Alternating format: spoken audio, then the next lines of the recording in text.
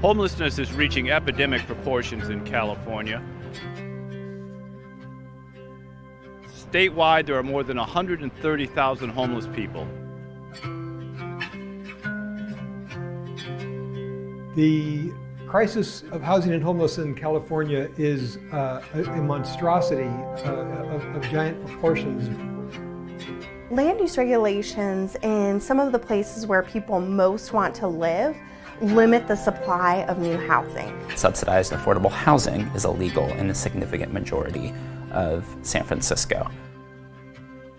So if you can see a new building and you're about 4 feet tall, there's a presumptive adverse impact.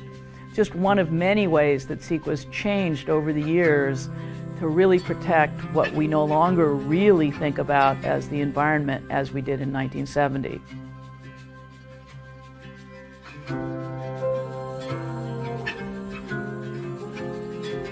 More than half of all unhoused homeless people in the United States live in California.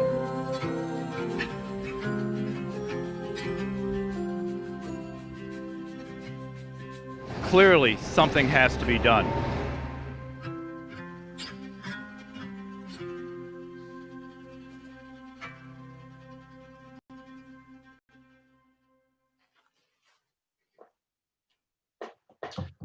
And welcome back to day 2 of Cato's conference on crisis, housing, and homelessness in California.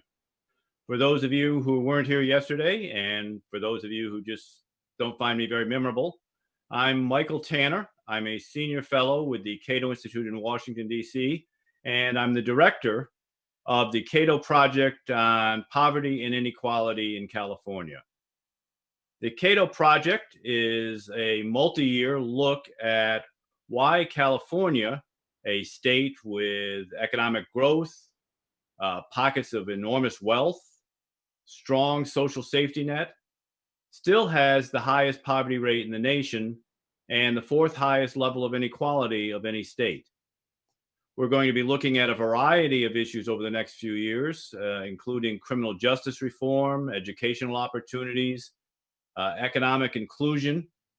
But in particular, right now, we're focused on the issues of housing and homelessness. As I've been out and traveling your state, meeting with many of you, you've told me over and over again that we really can't deal with the problems of poverty in California until we really do something about housing and the growing crisis of homelessness. Yesterday, we were focused heavily on barriers to affordable housing, and we're not going to forget that. We will be coming back to it. But right now, we're going to lean a little heavier into the issue of homelessness, which you see many of you every day on the streets of your cities. So we're going to talk a little bit about how we ended up with so many homeless in California and what can be done to solve the problem, particularly in light of the COVID epidemic. The homeless tend to have more health problems, tend to be older, so you tend to have a great many problems there. We have a real good lineup today of speakers from across the political spectrum, political officials, housing activists. And we're going to start off today with Corinne Buchanan, who is the Assistant Director of Housing and Homelessness for the California Department of Social Services. That must be a very large business card to get all that in. Previously, she worked for the LA Department of Health Services and also for the San Francisco Department of Public Health. So she's certainly gotten around California. and has an idea of what's going on with this growing crisis. So with that, Corinne, I'm going to turn it over to you, and you can tell us a little bit about what the Newsom administration is doing and what needs to be done. Great, thanks so much. Just going to start a presentation here.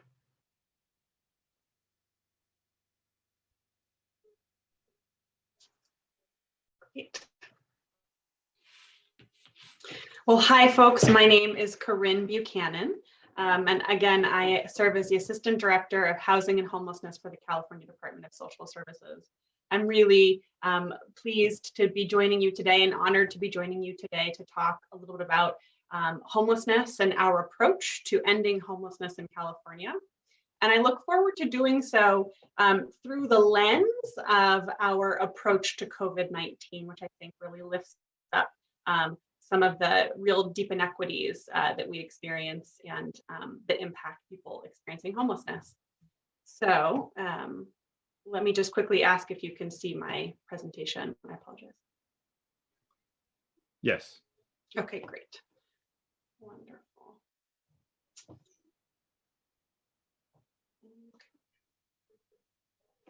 All right, so I'll start by introducing you to the Department of Social Services. The mission of the California Department of Social Services is to serve, aid, and protect needy and vulnerable children and adults in ways that strengthen and preserve families, encourage personal responsibility, and foster independence. So our Department of Social Services here in California is responsible for programs that serve adults, programs like Adult Protective Services. We're also responsible for those programs that provide cash aid and food programs. So those are programs such as TANF and food stamps. And then we are also responsible for the child welfare system as well. I'm sorry, Corinne, can I interrupt you just for a minute? Can you put this into presentation mode, I guess, from the beginning, I guess the... Yes, there we go. How's that? That'll do it. Thank you. Great. We'll just have to... I apologize, 1 second. Oh, Zoom. Okay, great. So next, I'll tell you a little bit about our work within the Department of Social Services to address housing and homelessness. And we do that through a dedicated branch specifically focused on this work. Our vision is to empower communities to end homelessness and promote housing stability for all Californians. Our work, which started in 2014, has served almost 400,000 families and individuals across the state. So we do this work by funding at the county level. So most of our funding flows directly to counties, who are then responsible for administering programs. We distribute about $250 million annually to county departments of social services. Our programs are specifically targeted to the clients of those county departments of social services. We have programs specifically for people who are on CalWORKs, which is our TANF program in California. We have programs specifically for people who are part of Adult Protective Services, programs specifically for people with disabilities, and then also a program specifically to serve the housing needs of families who are a part of the child welfare system. So our work is very much about collaboration. We're working, providing technical assistance to locals. We're working with many other state agencies who join us in this collaborative effort to address homelessness.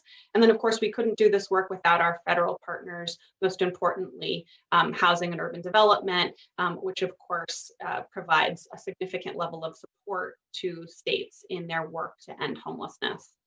And then our work is also really about providing targeted technical assistance, and I'll talk a little bit more about what that looks like later in my presentation. So before we start to talk about the COVID response, I just want to take a second to describe our approach to ending and addressing homelessness in California. And that is just coming from a real deep belief that solution to homelessness is in fact housing, which seems quite obvious, but is really important. Our work is really about quickly connecting people to housing resources. And we do that through an approach that's called housing first. And what that means is that we try to connect people to housing as quickly as possible without any preconditions or barriers to entry into housing. Historically, some of the approaches to ending homelessness have required that individuals are completely med adherent or abstinent before they're connected to housing. And many decades of research have helped us to understand that, in fact, the best way to end homelessness across our state is to connect people to housing very quickly. And then once someone has a roof over their head, they're much more able to address other issues that may be impacting their lives. So what does it take to ensure that all Californians have access to safe and affordable housing? I'll walk you through a few of our strategies. Again, as I mentioned, we're connecting individuals to the right housing intervention. You may have heard in science this concept of the minimum effective dose.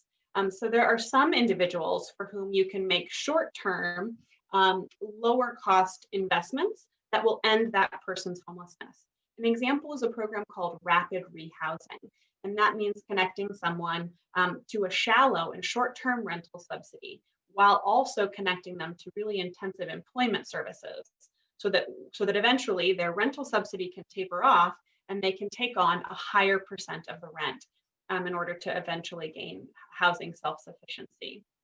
Other individuals who are experiencing homelessness are likely to need long-term, deep housing subsidies to be able to maintain housing stability, as well as really intensive supportive services in order to address there any disabling conditions or any other barriers to maintaining housing stability. So it's all about making sure that we're targeting the right intervention for the population in order to best use the limited resources that we have to end homelessness. The next point I wanted to make is about the importance of coordinating services. While providing someone a key to their own apartment is great, gets us halfway there to our goal of ending homelessness, it's very important that that individual is connected to ongoing case management services. And what that means is a great deal of coordination at the local level between behavioral health providers, between physical health providers, between other departments of social services to make sure that people are connected to the resources that they will need to be successful in the long term. So this is really the ultimate goal of breaking down silos to treat the whole person. Another important effort underway is to help people experiencing homelessness to increase their access to employment opportunities and income. In many cases, for people with disabling conditions, this may also mean advocating for SSI or disability income for those individuals, which will allow them to have the resources that they need to maintain housing stability. And then lastly, we're really focused on investing in what works. So using data-driven, evidence-based practices, to make decisions about how we invest our dollars in hopes of really moving the needle on homelessness across the state. So next, I will just talk to you. Well, we're moving into COVID land because that's where we've all been, frankly, I imagine, for the last number of months. But I want to tell you about the work that we have been up to over the last number of months to respond to COVID-19, specifically for people who are experiencing homelessness. So you probably can imagine, and as we talked about in the intro, people experiencing homelessness often have higher rates of health conditions, are older populations, but also those individuals who are living on the streets, or especially in larger congregate settings, are at higher risk for COVID-19 because of the close quarters in which they live. You can also imagine that access to sanitation and healthcare and a safe place to quarantine or isolate if someone is positive or exposed is particularly challenging for people who are experiencing homelessness. So because of those reasons, California acted very swiftly to launch an effort which we refer to as Project Room Key. This was a locally administered but state-supported initiative to provide emergency housing in hotels, motels, trailers, these non-congregate settings for individuals who are homeless in order to mitigate transmission, in order to reduce hospital surge, because we knew that these would be individuals who, because of their health conditions, would be more likely to be hospitalized were they to become infected with COVID-19, and then also to protect human life. We set an initial goal across the state of supporting local communities to secure 15,000 units of these non-congregate sheltering settings for people experiencing homelessness. And I am happy to share that as of today, we have exceeded that goal and have secured over 16,000 hotel rooms for this purpose across the state. This represents a very significant amount of work, and I was just deeply inspired to have worked with locals across the state in supporting this effort. And I'll tell you more about all it took to stand up these resources in such a short period of time. The state made $150 million available specifically for COVID response for people experiencing homelessness. And much of that funding was specifically used to implement the Project Room Key effort. Right. So how did the state, what exactly did the state do in this effort? So in addition to funding, various state agencies, so this was a multi-state effort led by the Department of Social Services, provided public health guidance, training materials, and really deep investment in technical assistance to counties to stand up these sites. Also, our Department of General Services played a role in doing the hotel motel identification and helping to negotiate the occupancy agreements for these hotels. As you can imagine, this took quite a lot of collaboration, and we've been just really so thankful for the hotel industry for their willingness to help respond, to sort of stand up and help us as a state respond to COVID-19 by making their hotels available for this very urgent emergency need. Our role, excuse me, was also about supporting the connection to essential behavioral health and healthcare services, including telehealth in these sites. Very important that there was access to the services that are needed most for this very vulnerable population in order to support to get the kind of positive outcomes that we've seen thus far. In many instances, the people who've been placed in Project Room Key sites are individuals who may not have been well connected to the homeless system of care before the crisis. So this has been an incredible opportunity to make sure that those individuals get connected to the medical care that they may have been missing out on in years past. Our role is also about ensuring that the deployment of resources matched the need in counties with significant homeless populations, and those counties were also experiencing high concentrations of COVID-19 transmission.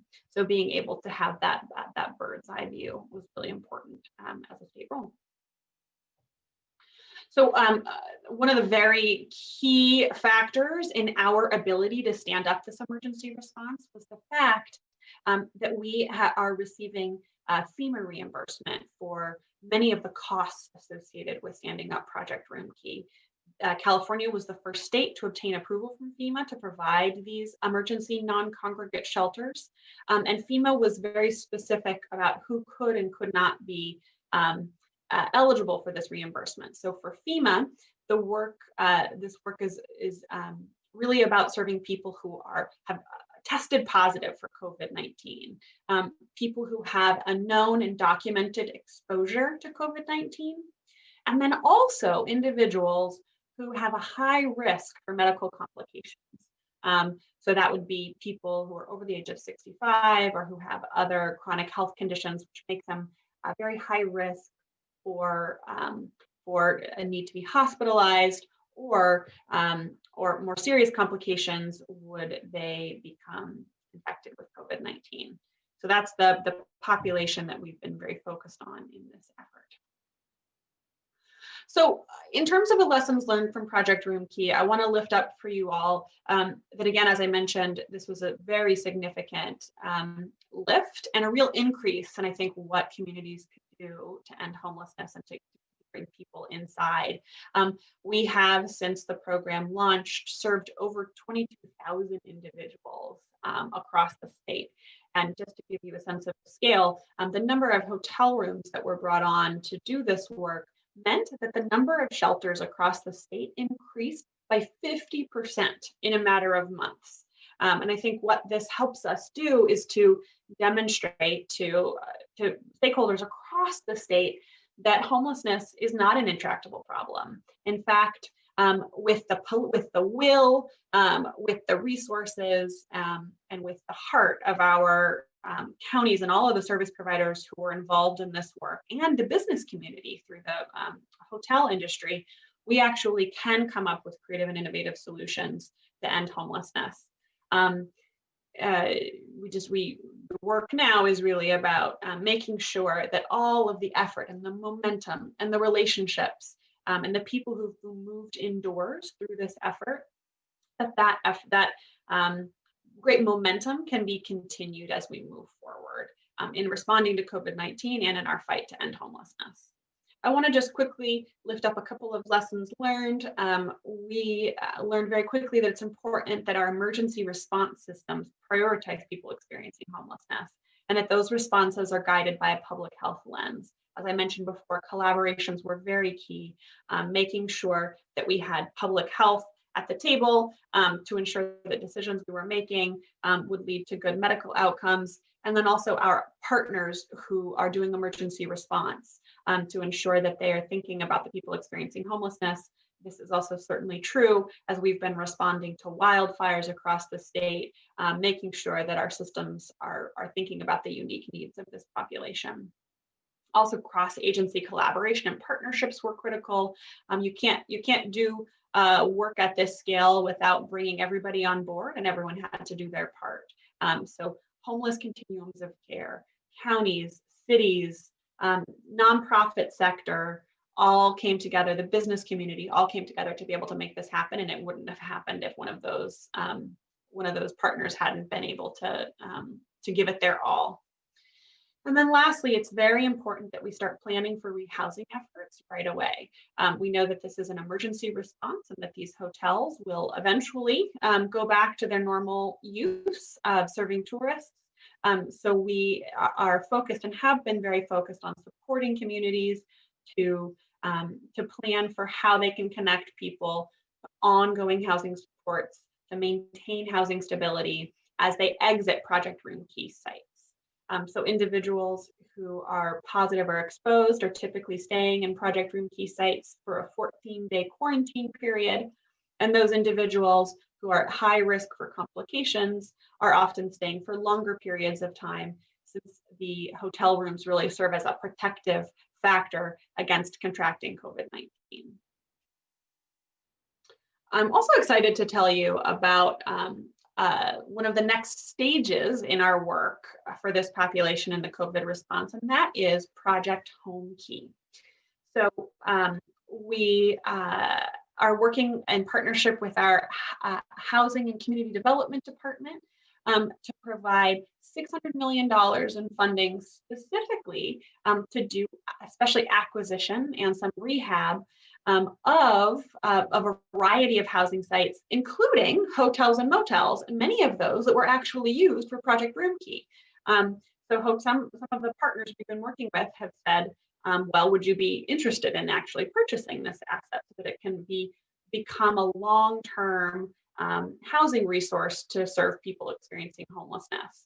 I am happy to share that to date, of that $600 million, $236 million has already been allocated for 20 projects across 12 communities, and that will bring almost 2,000 units of housing online, which will now be a part of the ongoing infrastructure we have in the state to address homelessness, which is a really exciting opportunity and an important part of our ongoing protective efforts against COVID-19.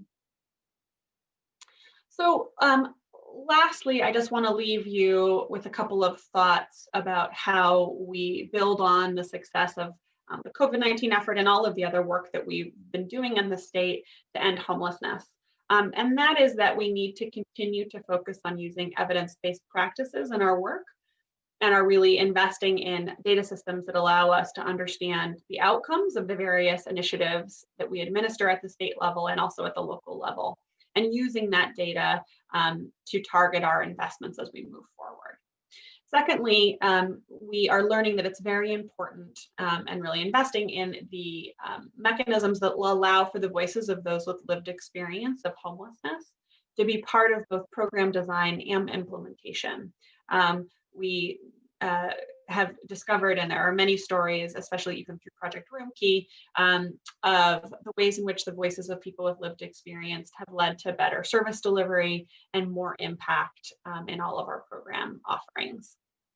And then lastly, we are very committed to using a racial equity lens in all of the policies and programs that we administer within the state, and certainly within the Department of Social Services and the Housing and Homelessness branch, and are infusing our practices a model that would allow us to address racial disproportionality. We know that especially Black people experience homelessness at a disproportionately high rate, and we are examining all of our decisions and all of our programs to look at ways in which our work can have an impact on that racial disproportionality in the homelessness system. So with that, I'll close, and I look forward to having some question and answers with folks.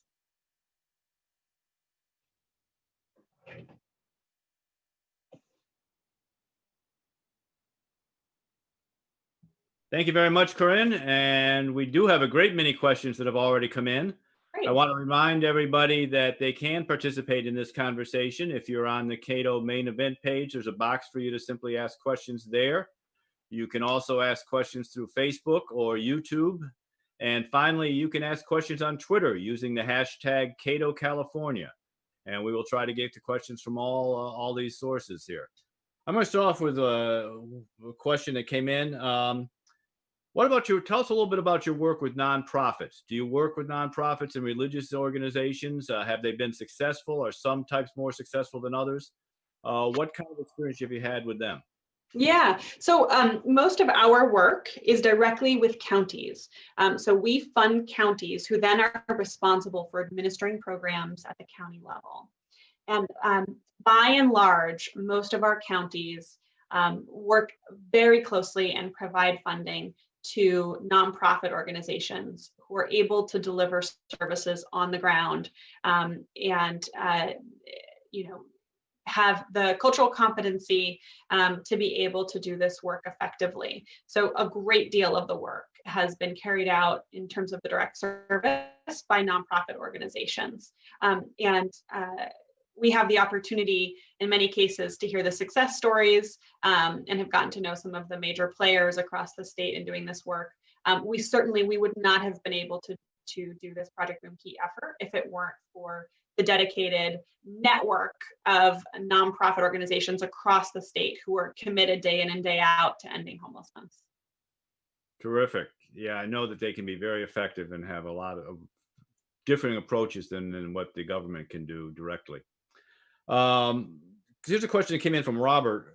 Question is, why is the administration investing so heavily in high cost areas like San Francisco, where hotel rooms presumably are very expensive, as opposed to doing more out in the Central Valley or Northern California, moving the homeless to those areas rather than LA and San Francisco or Orange County?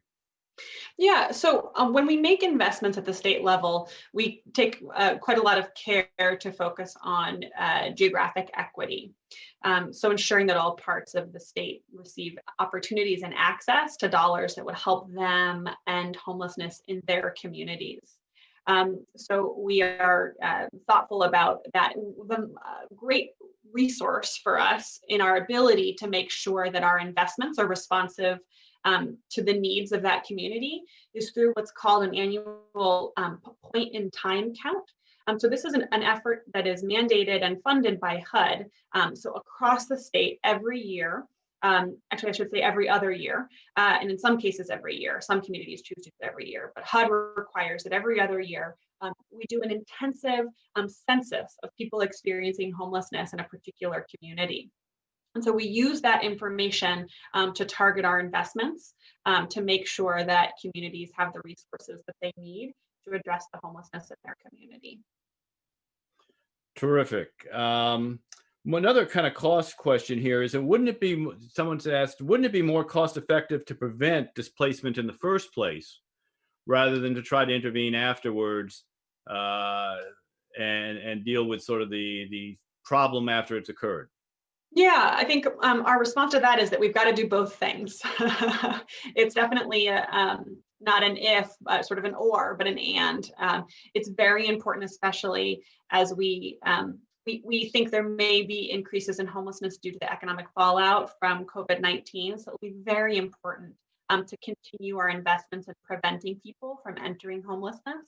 But at the same time, we know that we have people who are in very significant need who are experiencing homelessness currently. So it's important for us to use our existing dollars that we have to invest in ending homelessness, especially for those who are most vulnerable and who have long histories of homelessness. So we've got to do both things. Yeah. Yeah, in kind of a similar vein, but I think from a different direction. I've gotten several questions that are roughly of the idea that, look, housing is not a solution to homelessness, that the homeless are largely substance abusers or mentally ill. Homelessness is simply a symptom of their other problems.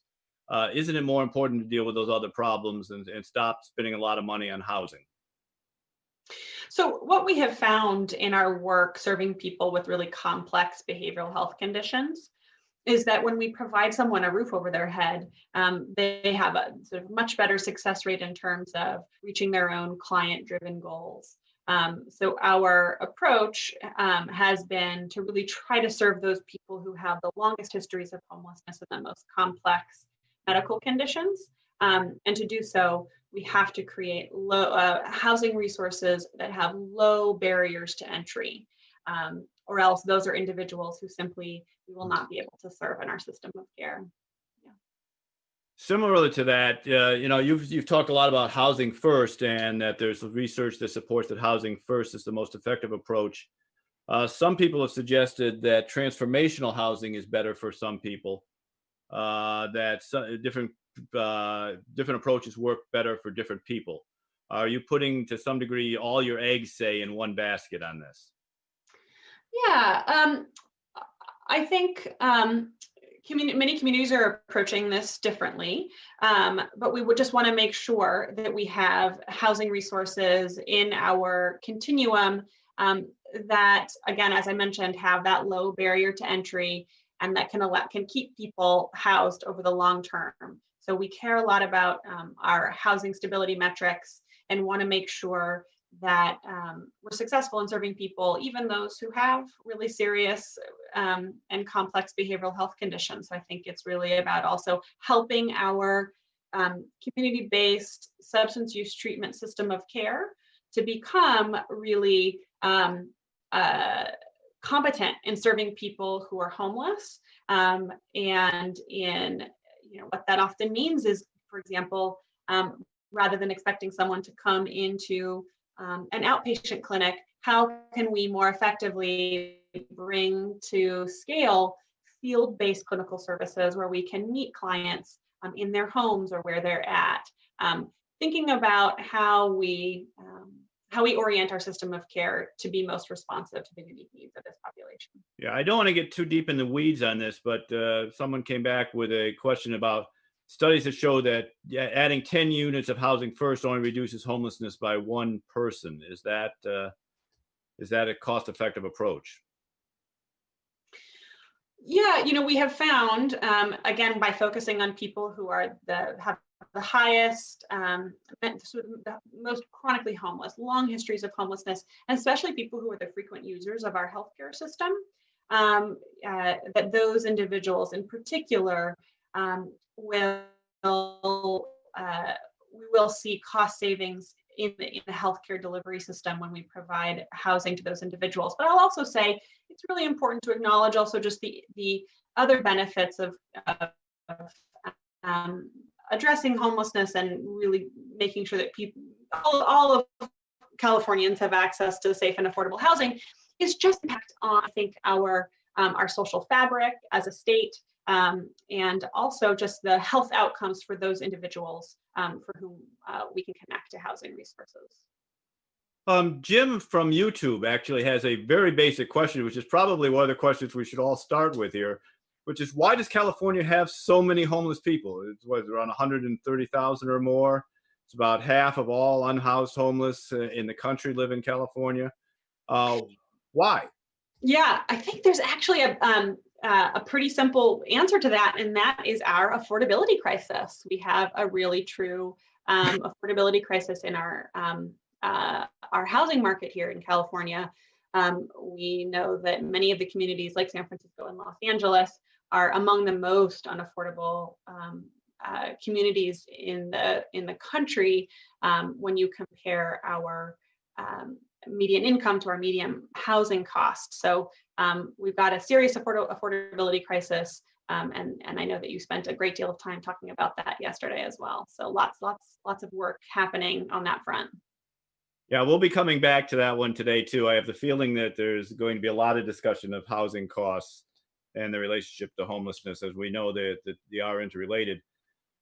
Getting a few cost questions here. One points out that if you have what is the unit cost for purchasing hotel rooms essentially for the homeless? If you have 130,000 homeless now, plus people who might move there since you're providing housing, is the state really prepared to spend that kind of money?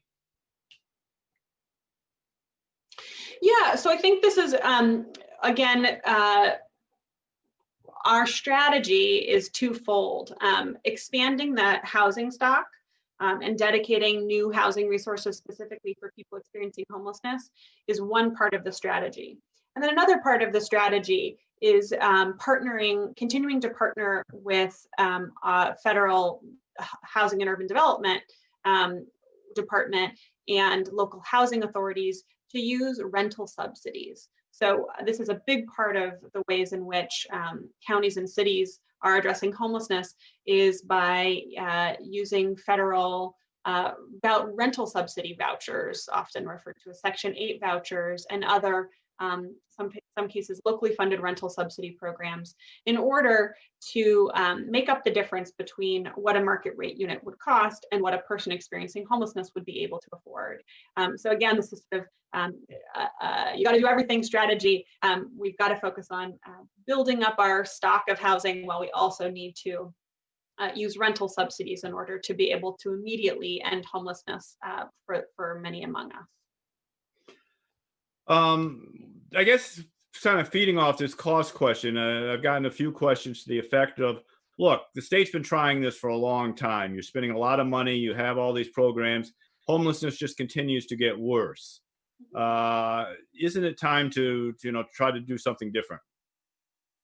Yeah, I think it's about investing more deeply in what we know works. I think the only way for us to do that is by coming together as local government, as state government, and as a federal government to deepen our investments in what works.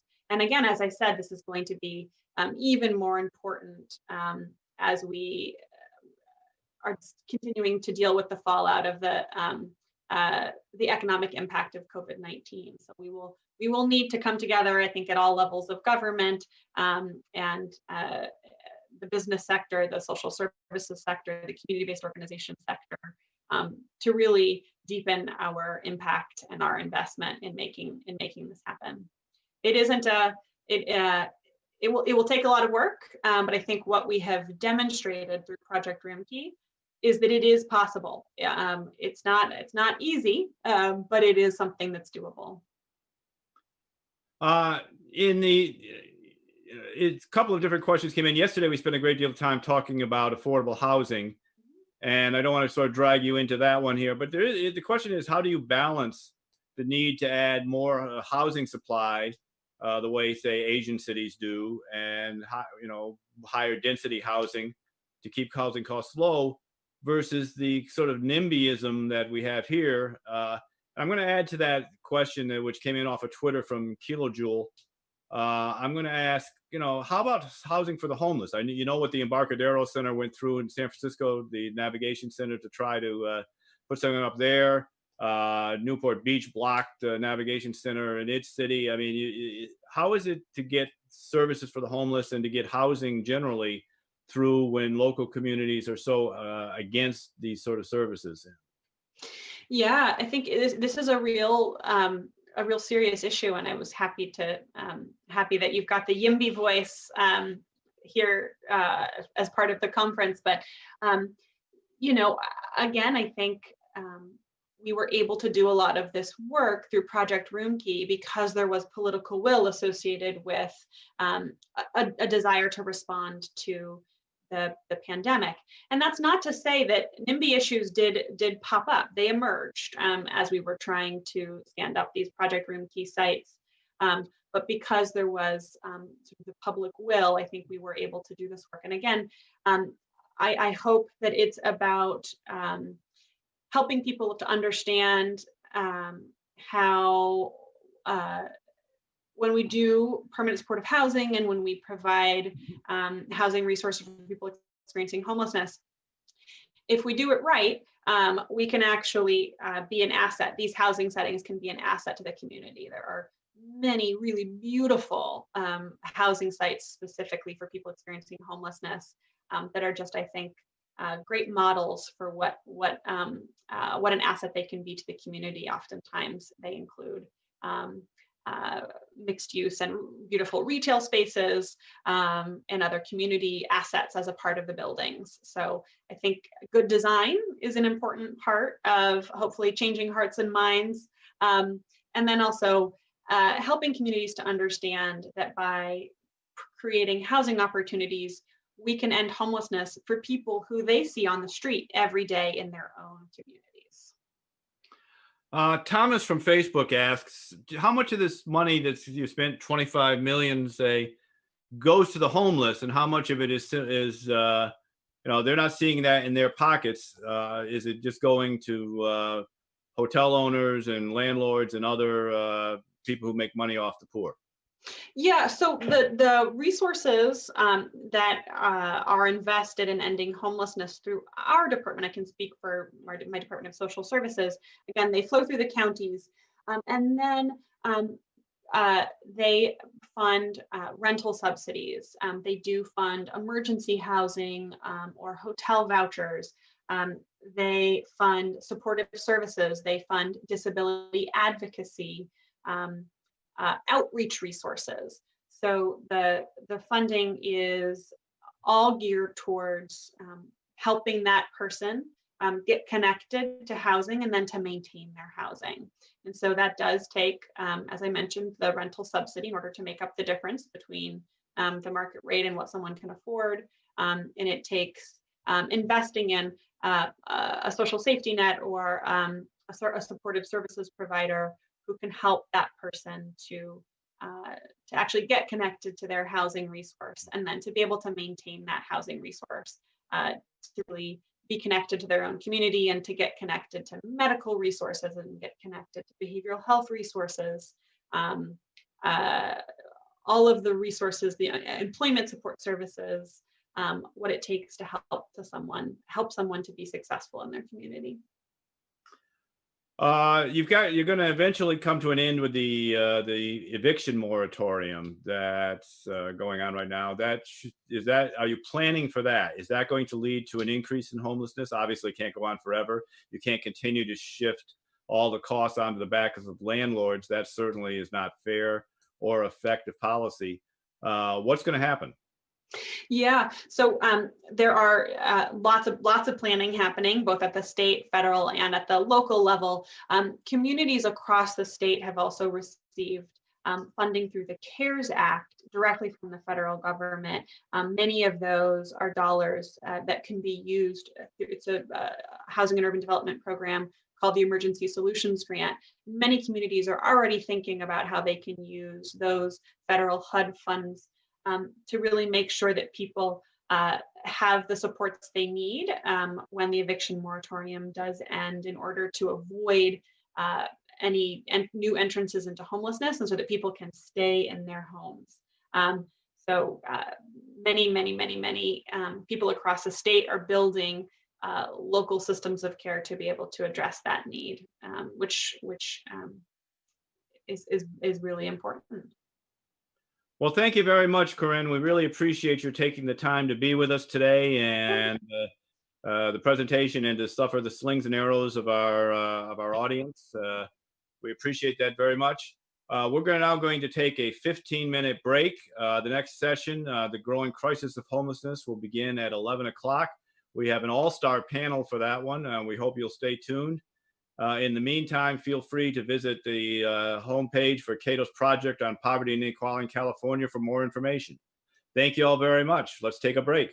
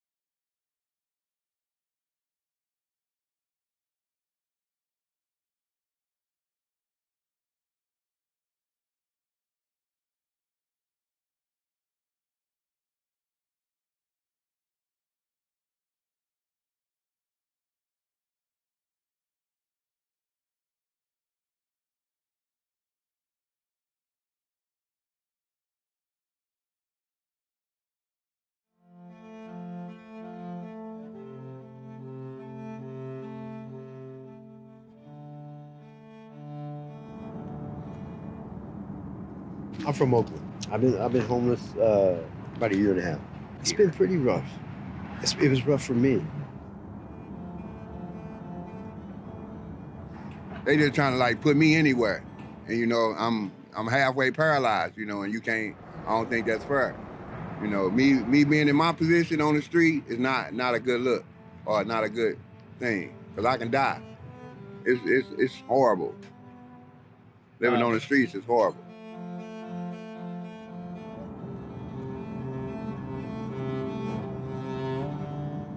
The city obviously would like to see us not here, but we're here and we haven't heard from the city in a while.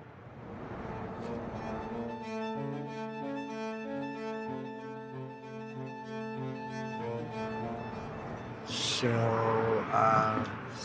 there's a camp to our south here that is a recent development here, which is causing us some problems because some folks are using and drinking down there.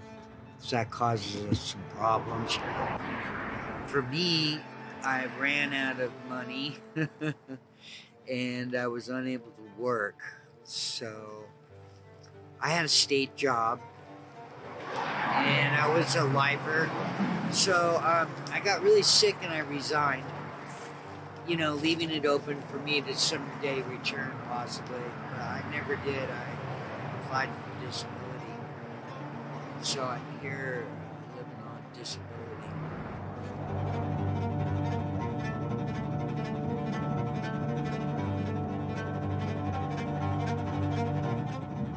I just got a Section 8 voucher. It took 8 years. That's how long I was on the housing list. I'd been in there for 8 years. There's something fishy going on in the system. I think everyone kind of sees it. You see a lot of displeasure both on the comments on Nextdoor, comments on Berkeley side. Anyone dealing with a municipality where their city council just isn't using their funding. Frankly, I just can't pay rental prices in the Bay Area. It's impossible to even find a studio for less than $1,500. And especially as a graduate student in humanities, that was impossible for me. So I was going to graduate school. I ended up having to drop out. I was dealing with some landlord issues. I had rats in my apartments, my roof leaked, there was mold in the wall. This was long-standing. I've lived there for 4 years.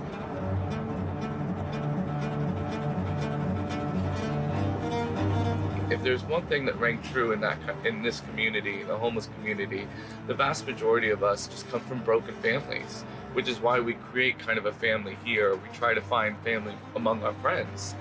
I'd like to say that most of us are rational and just like live differently, but are functioning people. But then again, you can walk downtown or walk through the Tenderloin, and you see the most extreme cases of psychological frailty.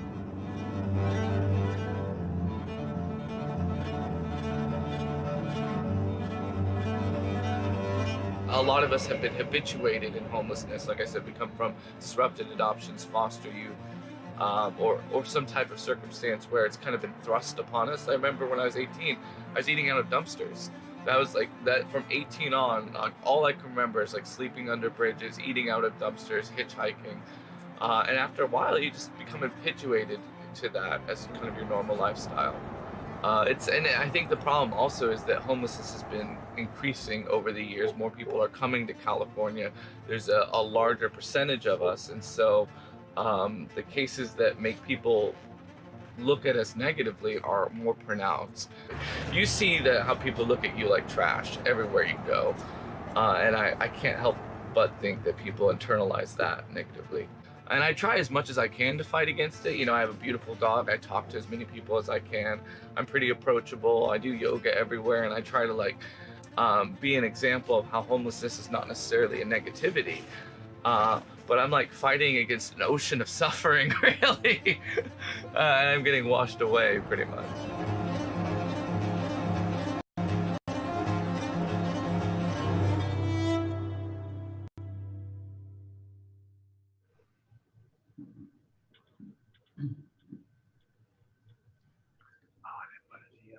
Thank you and welcome back. When we first started putting together that video, we thought it important that if we were going to talk about the homeless, we should also let the homeless talk to us. And I think it illustrates clearly that behind all the numbers you hear, homelessness in California is a real human tragedy.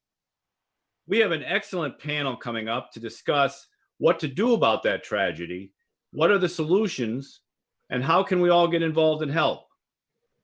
First up will be Adrian Covert, who is the Vice President for Public Policy with the Bay Area Council. As I got a list of all the areas that he's in charge of, and it was enormous, but chief among those is the homelessness work that the council does. I understand that they have some new numbers that they're crunching now, and maybe we'll hear a little bit about that as well. Next up will be Mayor Kevin Faulkner from San Diego, who is completing his second term as mayor there. And before that, he served as 8 years on the city council, and he has made homelessness and housing an important issue in San Diego. He has prioritized dealing with the city's homeless problem and its cost of housing, and we're anxious to hear more about that. And then finally, we have Elaine Howell, who is the state auditor, has been in that position for 20 years, I understand, which is a while. You were the first woman to ever hold that position, and I guess that makes you still are, since someone else has been in there. But it's an independent position and reports on state actions, and we understand there's a couple of reports you're going to be talking about. So with that, I'm going to let you folks talk a little bit about the problem. We have a growing epidemic of homelessness in California, and we'll start with you, Adrian. You're up first. Great. Thank you so much, Michael. Thank you to the Cato Institute for having us. Thank you to my fellow panelists for joining for this really important conversation. So first, I just want to quickly mention that the Bay Area Council is a 75-year-old business group, and homelessness has not traditionally been part of the council's policy program. But that changed around 2017 after our annual poll of members, business leaders in the Bay Area region, revealed that homelessness had risen to the top 3 policy concerns for the large employers in the Bay Area, right around housing and transportation. So we released a study last year on regional homelessness in the Bay Area, and we're following that study up with some new research. I just want to mention the best data that we have on this to go by is data from 2019's PID counts. Obviously, the world has changed a lot in the last few months. So I fully anticipate the next PID count, which begins early next year, to have some unique surprises. But that said, the 2019 numbers are still the best that we have. So that's what I'm going to be talking about today. And so without further delay, let me do a screen share here and we'll get cracking.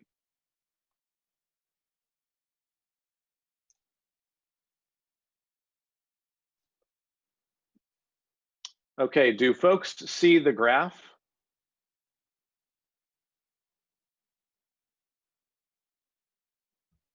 It's not showing right now. It's not showing. Okay, hold on. I knew things like this happen. Let me try this one. Let me try this. There we go. Okay, do you see a graph or do you see presenter notes? We see presenter notes. Okay, that's not good either. There we go. Now we see a graph. Now you see a graph, but graph or notes? Notes? Okay, let me try one more thing. Sorry, everyone. Appreciate the patience.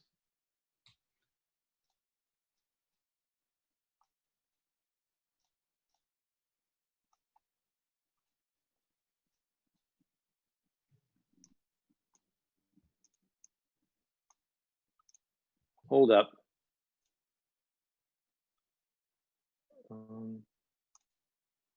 This should work. There's a graph. So you see a graph, and I'm going to try to get the graph to be shared and not the notes. Okay, cool. Sorry for that. Solve the Zoom riddle. Yeah. We'll figure this out by the time this is all over. Okay, so first, let's start with some context about what's been happening in the United States over the last decade. the United States has just come off of a record decade of record job and economic growth. Increased prosperity should be reducing homelessness, and that's basically what we see across the United States. Homelessness is down 11% across the board over the last decade. It's down in 42 of 50 states. It's up in only 8 states, including California, where it's up 22%. I will mention these 8 states include several other large states like New York and Massachusetts. So these 8 account for about a quarter of the US population. We wanted to take a deeper dive into what was happening in all of the states to try to tease out the areas where California really is different. And so maybe we can zero in on the areas where California is unique and find a little bit more about ourselves. So this chart shows the estimated total homeless population of each state by the sheltered populations in gray and unsheltered in green. Most people know that there are more homeless in Californians than any other state. All that really tells us is that California is the largest state in the union, and that if you look at that giant green bar, it looks like California has far more unsheltered homeless people relative to its overall homeless population than any other state. We'll get into that. But first, I want to take a deeper dive into the data, particularly to control for population. And here's where I think things get interesting. This chart compares states by the number of homeless residents per 10,000 residents overall. Homelessness is most common per capita in New York, followed by Hawaii. California is basically tied for third with Oregon. And I think, to me, this graph begs 2 questions. One, why is unsheltered homelessness such a Western problem? See these big green parts of the bar on the far right? That's Washington, Oregon, California, and Hawaii. Unsheltered homelessness seems to be a unique phenomenon out west. And then the second question is, why is homelessness higher in some states than in others? Particularly Massachusetts, Oregon, Washington, California, Hawaii, New York. These are the top 5 or 6, top 6 states in per capita homelessness rates. So let's tackle the last one first. Why is homelessness higher in some states than in others? And I want to pause here to issue a disclaimer that the causes of homelessness are extremely complex. And I'm not here to say that there's one single answer to this question. However, these next numbers I think are striking, and they're a big part of the equation. And that is median rents. So these are the median rents for all states in the United States in 2019. And the states with the highest rates of homelessness are also the states with the highest levels of median rents. In fact, per capita, homelessness per capita is 204% higher in the 25 higher rent states than it is in the 25 lower rent states. This is extremely problematic for California households that are qualified as extremely low income. These households earn less than 33% of area median income, but California's high rents means 77% of these households spend more than half of their income on housing. These households are one very minor fiscal emergency from life on the streets. So now let's get back to the shelter issue. So we looked at states and the states per capita. We wanted to take a look at the regions. The Bay Area Council is a regionalist organization at heart, so we can get better apples to apples comparisons looking at regions. So this chart shows the per capita homeless populations, sheltered and unsheltered, in 21 of the largest regions in the United States. These regions account for about a quarter of the total US population and about half of the total US homeless population. The first thing I want you to notice is that New York, DC, and Boston all have way more homeless people per capita than California regions. In some cases, twice as many. The next thing I want you to notice are the West Coast metros. They're highlighted here. They account for 37% of the population of all the regions shown here, but 47% of the population, so slightly overrepresented in their homeless populations, but 82% of unsheltered homeless populations are in these Western metro areas. So yes, large-scale unsheltered homelessness really does appear to be a uniquely West Coast phenomenon. So do West Coast states just not provide shelter beds to the homeless at rates similar to other states? And the answer is no, we just don't. We don't provide shelter. This slide breaks down the total number of temporary shelter beds available for every homeless person in each state. California is dead last. We provide less than one shelter bed for every 3 homeless people. The US average is nearly 1-to-1. To get to the US average, California would need 100,000 temporary shelter beds to give you a perspective of where our gap is. So how do the regions, these are the states, how do the regions stack up on this metric? Well, here they are again. California metro areas, rock bottom. Even the best performing San Diego County in California provides less than 1 bed for every 2 homeless people. And when you compare this to New York, Boston, and DC, they down at the bottom of this graph, they're basically 1-to-1.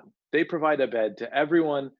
And this, I remember, is despite having, in some cases, twice as many homeless people per capita than California has. So you can't say California doesn't provide beds because we have too many homeless people. We also have a bigger tax base. Compared to these other regions, we should be able to do it. So why don't we do it? And I know this can be controversial, but let's take a look at the weather, because this might have something to do with it. Here are those same urban regions. The farther to the right on this graph, the more shelter beds are offered per homeless individual, with the far right being a bed for everyone, far left being a bed for no one. And the higher up in the chart, the warmer the city's winter is. The lower, the colder it is. And that red line represents the freezing temperatures. And the trend is pretty clear. The warmer the region, the less shelter it feels obligated to provide its homeless. And remember, again, New York, Boston, and DC have more homeless per capita than California regions. In short, my takeaway from this is that warm weather doesn't cause homelessness. It causes voters and elected officials to ignore homelessness, resulting in more people on the streets. And I get it. Well, you might say, we have California sunshine. Homelessness isn't going to kill you here.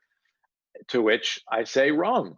It might not kill you overnight like in a blizzard, but it will eventually get to you. Unsheltered homelessness is devastating for public health.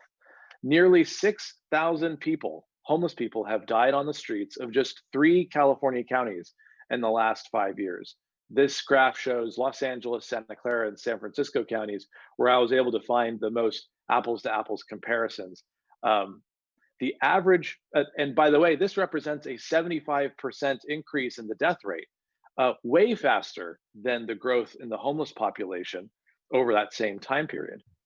The average age at death for homeless is 51 years. That's 37% lower than the general population. If that was a disease, this would be considered a global emergency. And also, unsheltered homelessness results in early onset of all kinds of known comorbidities for COVID-19, like hypertension, diabetes, chronic respiratory disease, and cardiac disease, which is why in New York City, they found that the homeless residents who came down with COVID-19 had a 61% higher mortality rate than the general population. So unsheltered homelessness is a public health emergency. So again, to recap so far, where we're at is that California is 48th in homeless per capita. We are 50th dead last in providing shelter beds. The weather is no solution. But what about permanent supportive housing? So we're not building shelters. So we gotta be ahead of the game with permanent supportive housing, right? Oftentimes you hear that if you're investing in shelters, you're not investing in permanent supportive housing, as though there's some sort of give and take and one comes out of the other. Well, let's look at that. This is the amount of permanent supportive housing provided per capita by all the states in the US. California ranks 8th in providing permanent supportive housing. Not too bad. These are people in permanent supportive housing who were once homeless. They're often struggling with severe illnesses, and now they're permanently housed with dignity. This is the gold standard. However, if you've seen the conditions on the street, clearly this is not enough, and we seem to have hit a roadblock. This chart shows the per capita growth of permanent supportive housing in California versus its closest peer states. And for peer states, I chose the West Coast states of Hawaii, Oregon, and Washington, who have similar per capita homeless rates as California, and also other high-cost East Coast states like New York and Massachusetts. And the takeaway here is down at the bottom, you see California provides less permanent supportive housing than our peer states. And we're growing our permanent supportive housing stock, although at an impressive clip over the last decade. We've increased the stock by 115%. It's still lower than these other states. And I think what's notable here, especially, is that it's lower than Massachusetts. And Massachusetts is a state that shelters everybody. They've been able to have a shelter mandate that shelters practically everyone while growing their permanent supportive housing stock at a faster clip than California. And so you ask why, and I say maybe this has something to do with it. The fact that it's impossibly expensive to build anything in California. The LA Times did an estimate, a report recently that estimated the average cost to build an affordable home in California in 2019 was about $500,000. In some areas, it was $750,000, like the Bay Area and Los Angeles. And the cost of building an affordable housing unit is a pretty good proxy for the cost of building a permanent supportive housing unit. And you just can't scale with this. So let's close with some math. The housing first principle, we've got 151,000 homeless people. If we're gonna multiply that by about $500,000 a unit for a new unit of permanent supportive housing, that's 57 billion across the board. And again, this is a simple mathematic equation. A lot of units we would never be building 151,000 brand new units. You can acquire and rehab. So there's some give and take here. The price could be a little bit lower, but that's the order of magnitude we're looking at. And another option is in the news recently is the Project Home Key that the Newsom administration has been talking about. They've been acquiring and rehabbing hotels and motels into transitional housing for the homeless at about $130,000 a door. And I want to give big kudos for that program because that is significantly less than what those conversions projects typically cost in the past, significantly less. So this is a big success that they're working on. But again, scaling it to the number of homeless people California has, pretty tough. Certainly not without major federal investment. And then finally, to throw it out there on the other end of the spectrum, we have been able to show in Oakland and other places, Seattle does this too, where cabin communities have been effectively shown to bring entire homeless communities indoors and provided with safe and professional services. And they can be done at about $35,000 a pop, which to handle the remaining unsheltered homeless population in California would be about $3.7 billion CapEx. We're going to need funding for all of these options for ongoing services. So that doesn't include that here, but this gives you a sense of what the options are and how can we be honest with each other about what it's going to take to really make a big dent in the problem. And then just to finally, I believe where we need to go is we need to increase California's housing supply to reduce rents and stop the pressure of pushing people out into the street in the first place. We should treat unsheltered homelessness as a public health emergency and expand safe shelters. We should not be tolerating people on the streets. And we should be expanding permanent supportive housing using lower cost options. We can't do this if we're paying $500,000 a door. So modular accessory dwelling units, and yeah, those hotel conversions are coming in a lot lower than before. So with that, thank you. And I'm looking forward to the conversation hearing from the other panelists. Well, thank you very much. Appreciate it. That gives us some place to start. And with that, I'm going to turn it over to you, Mr. Mayor. Terrific. Can you hear me okay, Michael? Loud and clear. Terrific. Thank you. And Adrian, thank you for your presentation and all of the information on the charts and graphs. But thank you for allowing me to be a part of this morning's session. And I will tell you, for those of you that may have heard me talk on this topic before, you've heard me say that homelessness is not merely an issue in California, it is the issue. And I'm a strong believer that we need to redo our homeless system because it's broken in our state. And I think, we've got a lot of studies that have been done on it, but you don't need to see a study when you see tent encampments, unconscious folks on the sidewalk, open drug use, overwhelmed emergency rooms, and so much more. And that's why I'm so happy to come to today's forum, because it's really time to be honest about why more and more people are living on the street, but I think most importantly, solutions to fix it. San Diego County was one of the only places in the state where homelessness has decreased 2 years in a row. Went down by 6% in 2019 and 5% in 2020. Yet we still have over 2,000 folks on our streets in the city. So while we've made some good progress, it's incredibly important that we double down on those efforts. So I'm looking forward to, just in about the 10 to 12 minutes I have, to share my thoughts and insights on what we've been doing here in the 8th largest city in the country to address it head on.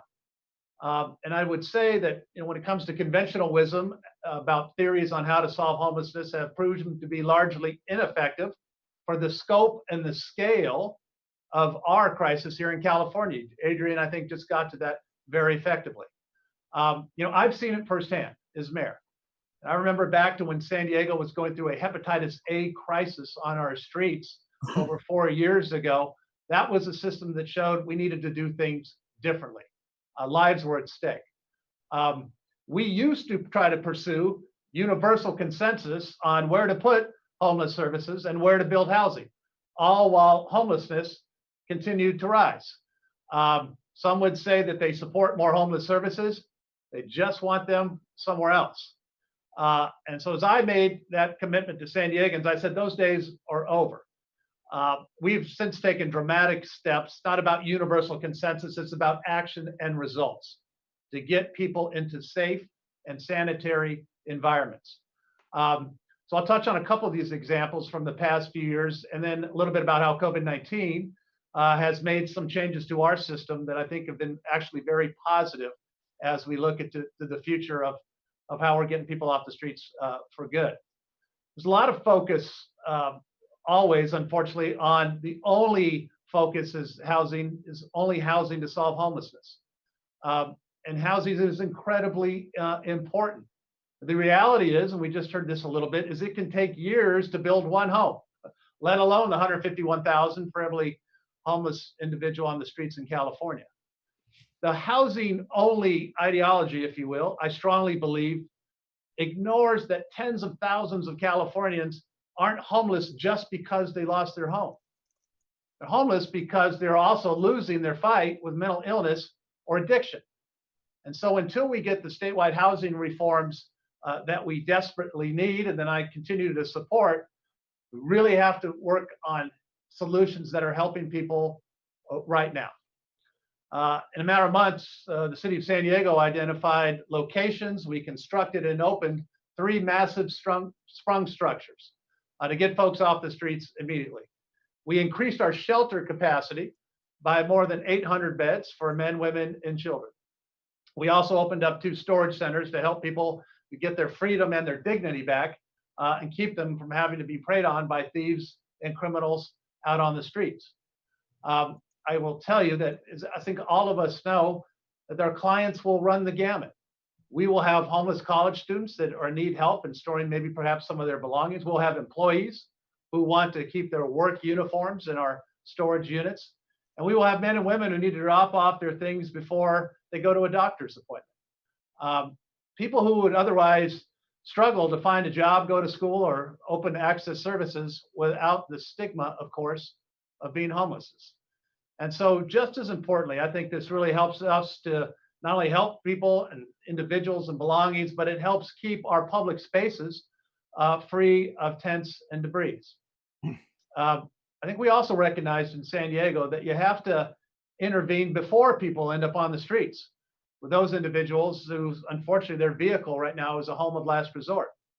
That's why we also established over the last 2 years 3 safe parking lots for people that are unfortunately living out of their cars or RVs, who are looking to try to get into that place of their own, but haven't been able to make it work just quite yet.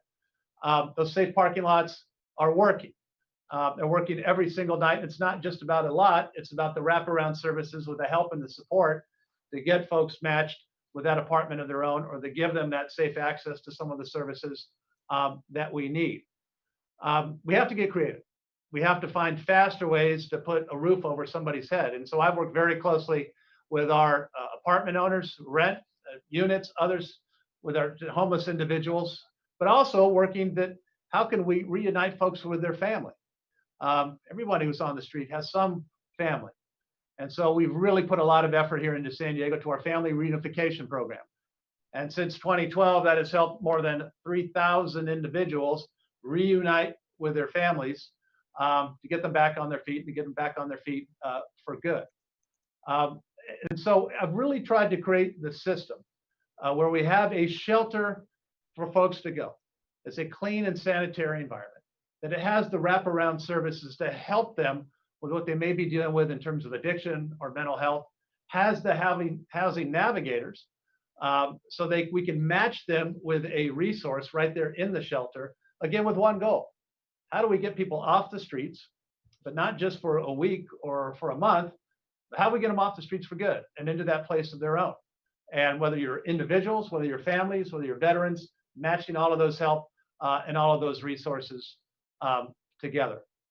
Lockstep and part of that is really sending a very strong message that if we have these shelters, you have to use them, and not allowing folks on tent encampments on the sidewalks of San Diego or in our canyons or in our river valleys, and really insisting that folks use those shelters, because it's back to what I've said before, if you're suffering from mental illness or substance abuse, being out on the street is no solution. If you allow somebody to live on the street, you're going to condemn them to die on the street. I firmly believe that. And that's why we've had such an effort to get folks off the streets and into our shelters. As part of that effort has been a focused effort in terms of our neighborhood policing division within the city of San Diego to respond in every single neighborhood. And every time we're out there and making encounters and making contacts, it's one goal.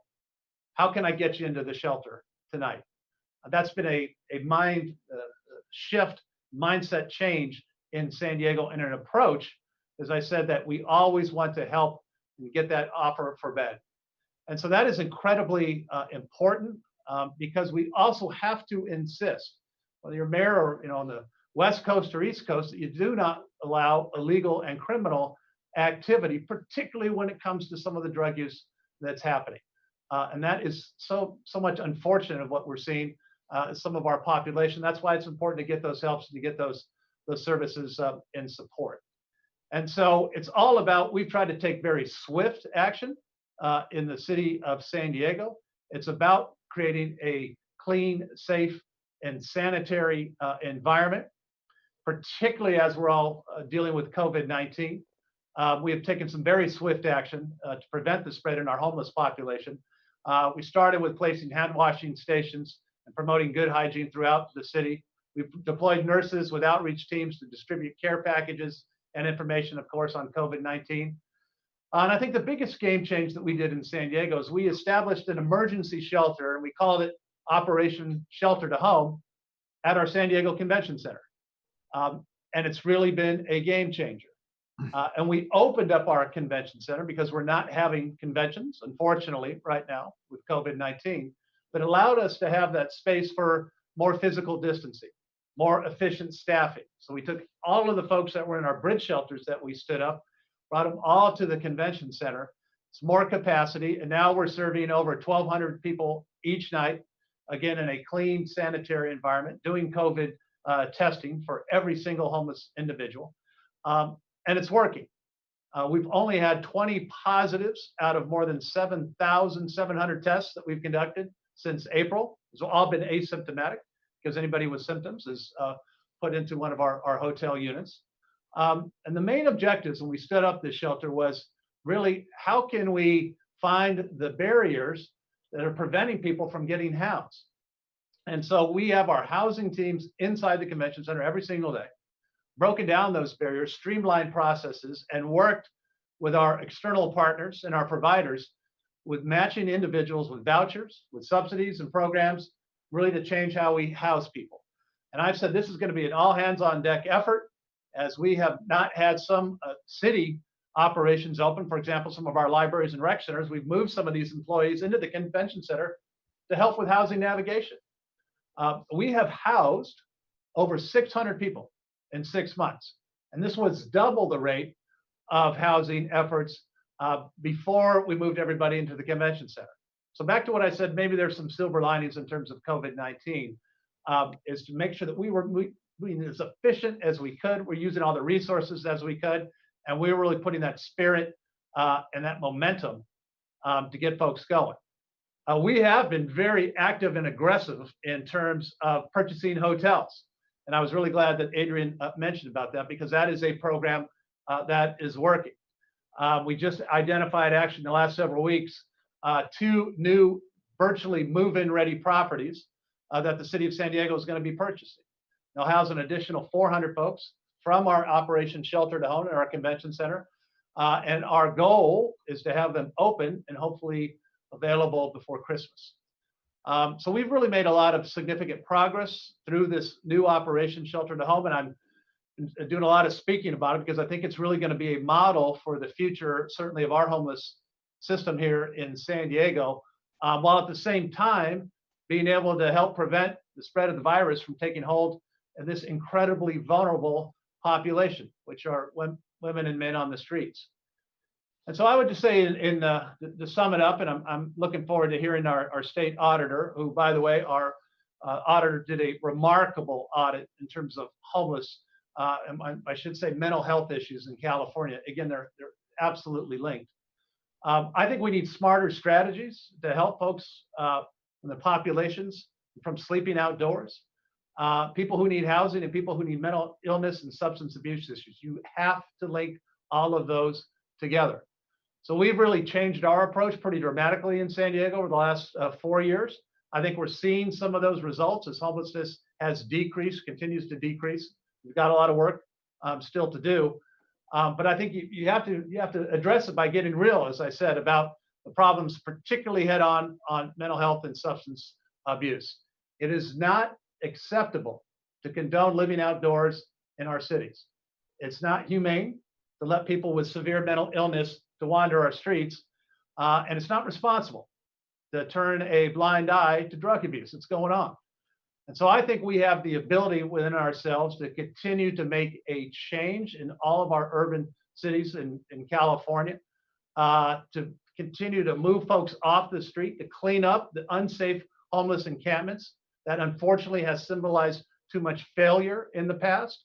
And as I said before, it is not compassionate to let somebody live on the street because you will condemn them to die on the street. So I want to thank the Cato Institute for helping me to invite me to come today to share a few things about this discussion. That's a little bit about the approach that we're taking in San Diego. I'm happy to answer some questions after we hear from our auditor. But I will say the good news is that I think we have a lot of momentum for all of the right reasons, which is to help somebody get off the street, to get back on their feet, into that place of their own for good. And at the end of the day, that's what this is all about. So thank you. Well, thank you very much, Mr. Mayor. Appreciate you taking some time on a busy day. With that, we're going to go to Ms. Howell and take it away. Thank you so much. And thank you, Mr. Mayor, for the introduction. And I'd like to thank the Cato Institute for inviting me to participate in this panel. One thing I did want to mention is we actually conducted an audit back in 2018 with respect to homelessness in California. And a lot of the results of that audit are very similar to what Adrian was talking about in his presentation. California has a huge percentage of the homeless population in the country. A huge number of individuals in California are unsheltered. One of the things that we did discuss in our audit report back in 2018 is the number of youth, unaccompanied youth, who are youth under the age of 25, not accompanied by a guardian or a parent. And the percentages were significant. I need to look at my notes here, but for youth in California who are homeless, 82% of those youth were unsheltered and unaccompanied youth. They did not have a parent or guardian assisting them. So a lot of young people out on the streets, unfortunately. That audit had a lot of the same conclusions that Adrian, so I'm not going to go into that in a lot of detail. One of the things that we were disappointed to find out during the course of that audit was that there actually was a homelessness coordinating council that had been created in 2016. But what we found out when we dug a little bit deeper is we determined how is that funded, who are the members of that particular council, and it was volunteer members from various state agencies, and there was no funding provided. So that council really didn't do much at all. So that's something that the legislature really took seriously, and I certainly believe the Newsom administration is taking seriously to try to get some statewide coordination with respect to the homelessness issue in California. But as the mayor indicated, a huge component of dealing with homelessness in California is dealing with those individuals who suffer from serious mental illness. And what kind of services are we providing to those individuals? And we conducted an audit, issued it in July of this year at the direction of the legislature. What they wanted us to figure out for them or answer for them is what kinds of services is California providing to individuals who have serious mental illness, who are subject to what's called the Lanterman-Petrus Short Act, where they are subject, because of the seriousness of their illness, to a hold, an involuntary hold. In some cases, that hold is only a 72-hour hold, 3 days. It's determined by a medical professional. Some cases, an individual is deemed they need to be held for 14 days. Some individuals end up in conservatorship, which can last up to a year. So what the legislature was concerned about is, do we have people on the street who are suffering from serious mental illness, are entering these holds, but then when they get released from either a 72-hour hold or a 14-day hold, what services are being provided in the communities to assist these individuals to stabilize their mental health and get them opportunities for other services to stabilize their overall health, not just their mental health, but their physical being, their ability to have stable mental health, which will lead to hopefully employment, housing, et cetera. They can be productive members of the community in California. So what the legislature asked us to do was to look at some counties and assess their process for exercising the holds, but most importantly, what's happening after that individual is held and stabilized and then released. And are there people who, as the members requested and were concerned about, cycling through 72-hour holds? They're on a hold, they're released, and then a month later, they're back on another 72-hour hold. They're cycling through the system. There's no stability for those individuals. And unfortunately, that's exactly what we found. We looked at a few counties, and we found that individuals were cycling through the 72-hour hold multiple times. We found in Los Angeles County, 166,000 individuals over the course of a certain time frame, 10 years or so, that had cycled through these 72-hour holds multiple times. So these individuals are really suffering from severe mental illness and unfortunately are not receiving the services they need to become stable and ultimately, be able to stay out in the community and get gainful employment, get housing, be able to provide for themselves. So we found that in multiple counties in California. We looked at 3 counties. We wanted to look at a small county, Shasta County, Los Angeles County, and San Francisco County, and it was consistent across the board. And part of the problem is these individuals were not getting linked, as the mayor said, to services that are available in the counties. Because when an individual is placed on a 72-hour hold, that information is reported up to the State Department of Healthcare Services. But what the State Department of Healthcare Services does not have the authority to do and doesn't do is communicate with the counties that this individual is on a 72-hour hold, they're being released. We need to be able to connect them to services in the county so that they can get that continued care and hopefully continue to stabilize their mental health and allow them again to get gainful employment, seek housing, be able to stabilize that individual so that they are a productive member of society. So we saw that the state does not communicate with the counties to be able to ensure those counties understand who in our community is suffering from mental health issues, has been so seriously mentally ill that they were placed on a hold where they are deemed a danger to themselves, others they just cannot provide for their own health. So that was a major issue that we saw in California. The other issue is if someone is placed on a conservatorship and then they're released from that conservatorship, they are not eligible for certain services. So we looked at assisted outpatient treatment, which is a voluntary thing that counties can do.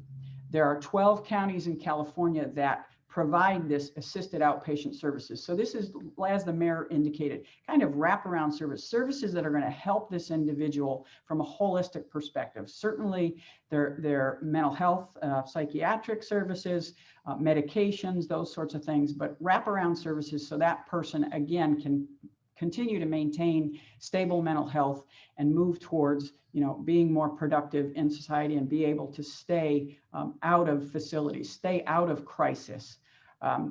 But we saw only 12 counties. It's a voluntary program. The counties that do use it seem to indicate it's quite successful. San Francisco has a program that's similar to assisted outpatient, and they said it has saved them thousands of dollars, $10,000 a month per individual that's been in that program, because those individuals are not cycling through emergency rooms or psychiatric facilities on those 72-hour holds or those 14-day holds.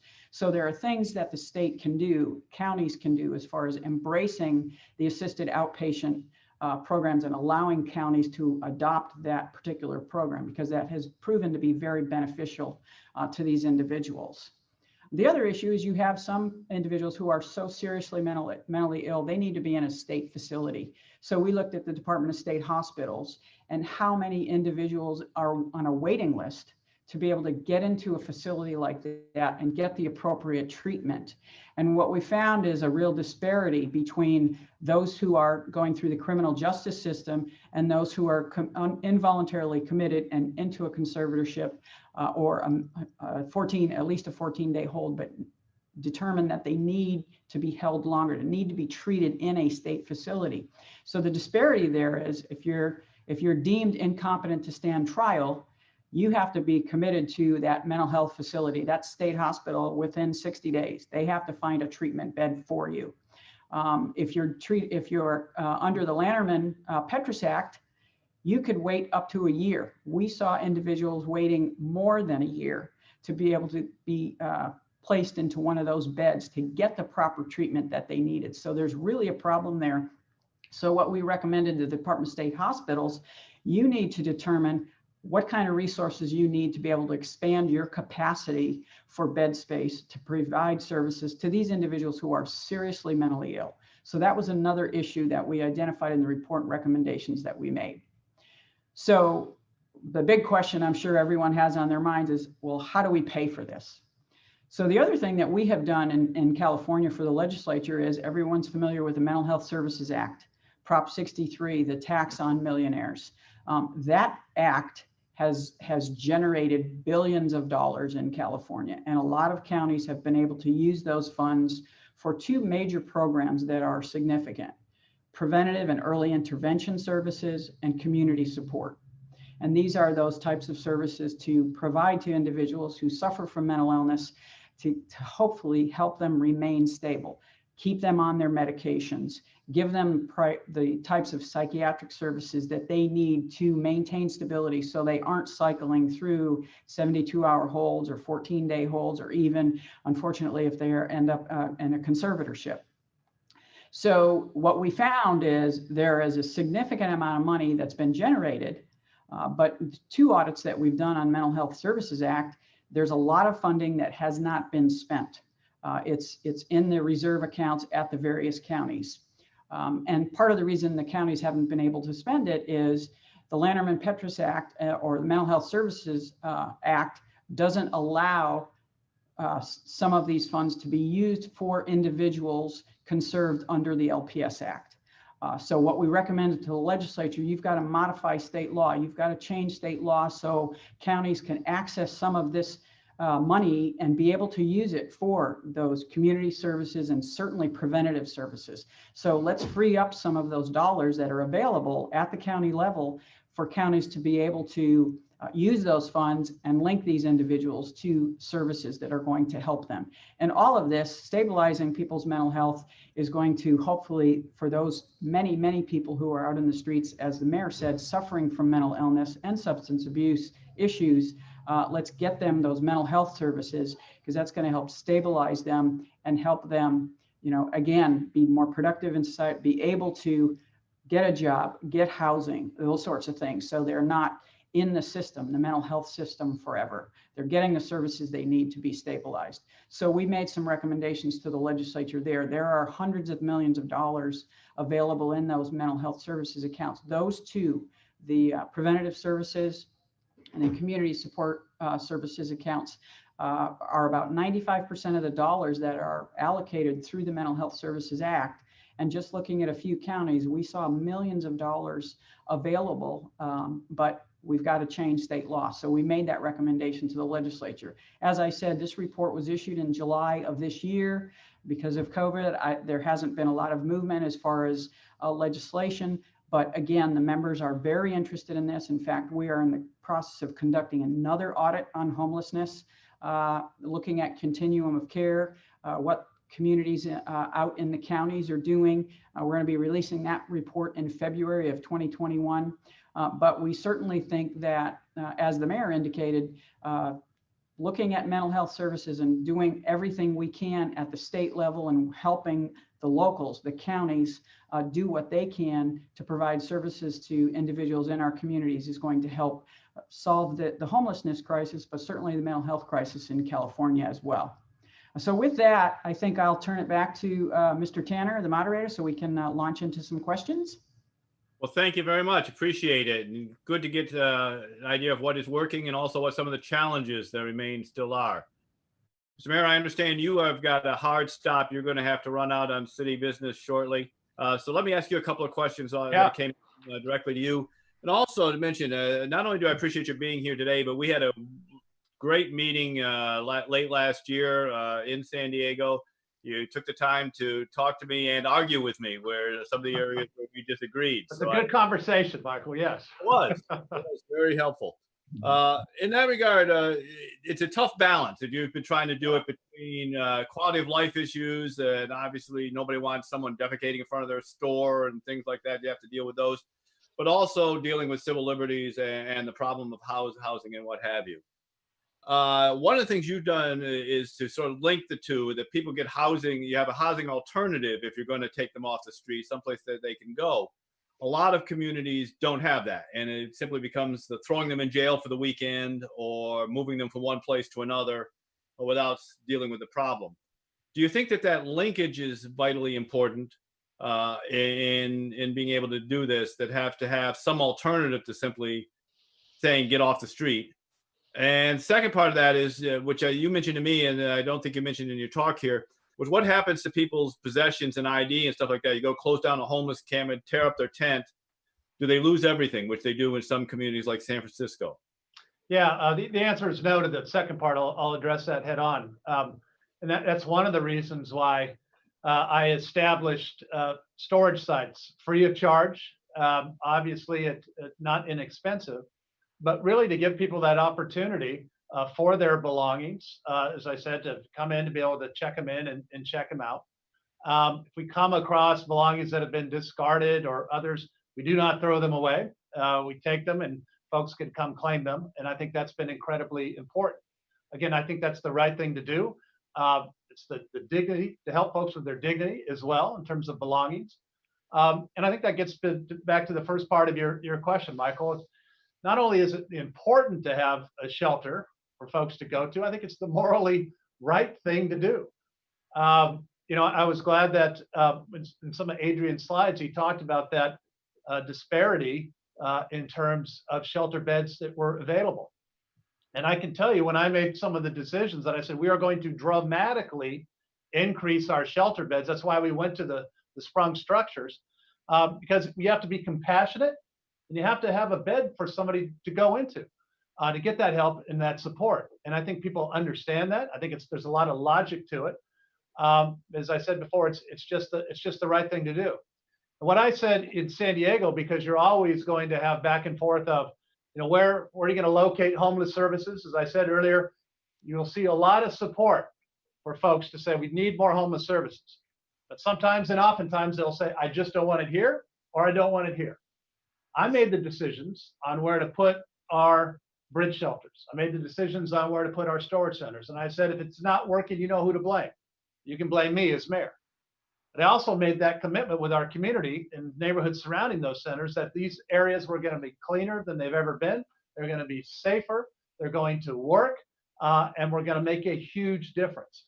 And I think as we look upon that, that has been a key part of our success in San Diego, to have neighborhood acceptance, because people have seen a difference. They've seen a difference in terms of folks not being on the street in encampments and tents. They've seen a difference in what we're able to do, as I said, to increase our actual ability to put people into that permanent supportive housing on their own. If we weren't able to demonstrate that, Michael, we wouldn't have public support for the things that we're doing. And that's why, as I said, it's so incredibly, I think, important from a leadership standpoint to very clearly communicate where we're going, how we're going to do it, and then to have that feedback in terms of the results and getting people on help and support. As I said, we still have a lot of work to do here in San Diego, but because we're seeing that, down by 12% over the last 2 years, we have a lot of momentum.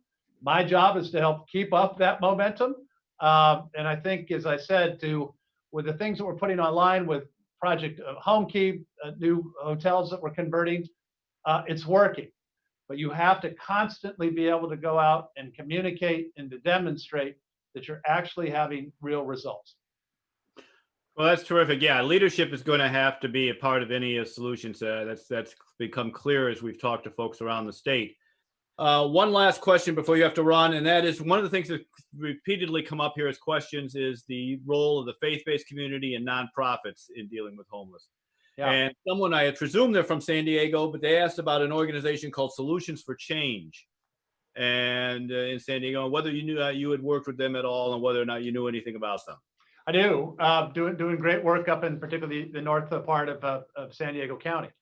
And let me just agree with the premise of the question or the statement.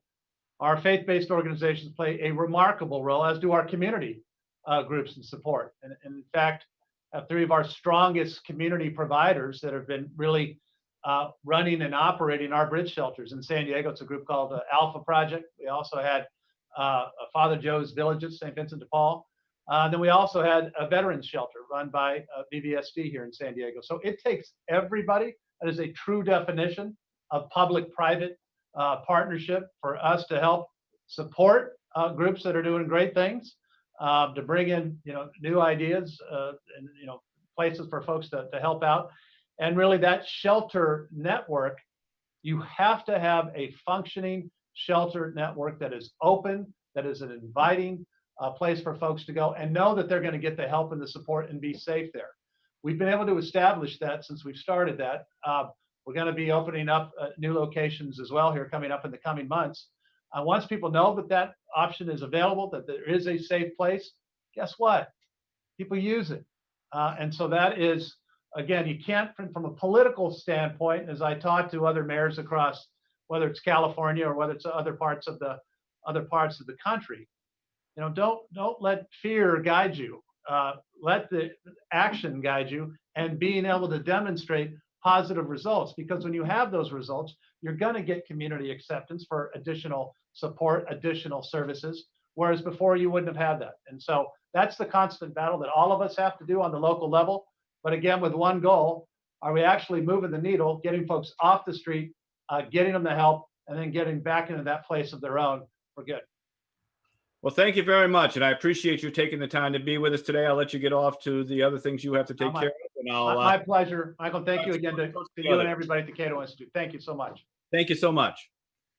Let me turn to Adrian and Elaine and just ask a quick question here, but a basic one. Who are the homeless? I mean, we sort of think of them as a monolith. One of the things I get all the time is all the homeless are drug addicts and mentally ill people.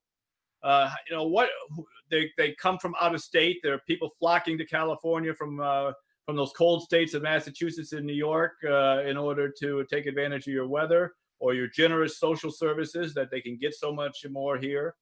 Or are they native born? Are they young, old? Are they youth? Are they working? Who are the homeless in this state? Well, I mean, I can go. Elaine, you want to go first?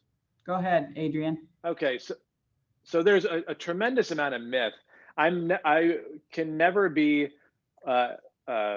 It's tough to be shocked anymore, but every now and then you read, a story of interviews with people, and they're willing to bend over backwards to convince themselves that the homeless people that are in their community are someone else's problem. They're not from here. They're from someplace else. They're from the neighboring community, the neighboring county, the neighboring state. They're bused here.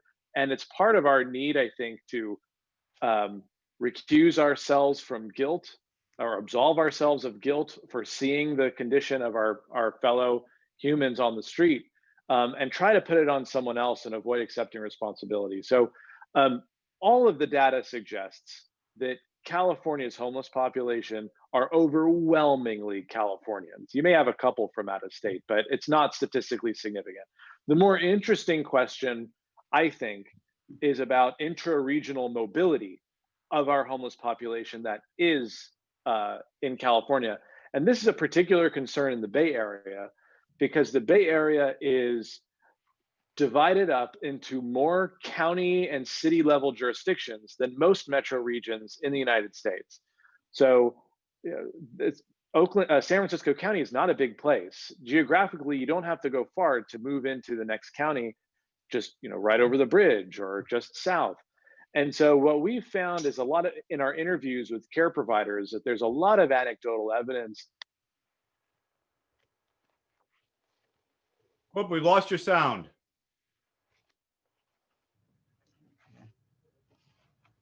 Lost your sound. You're muted. Yeah. There you go.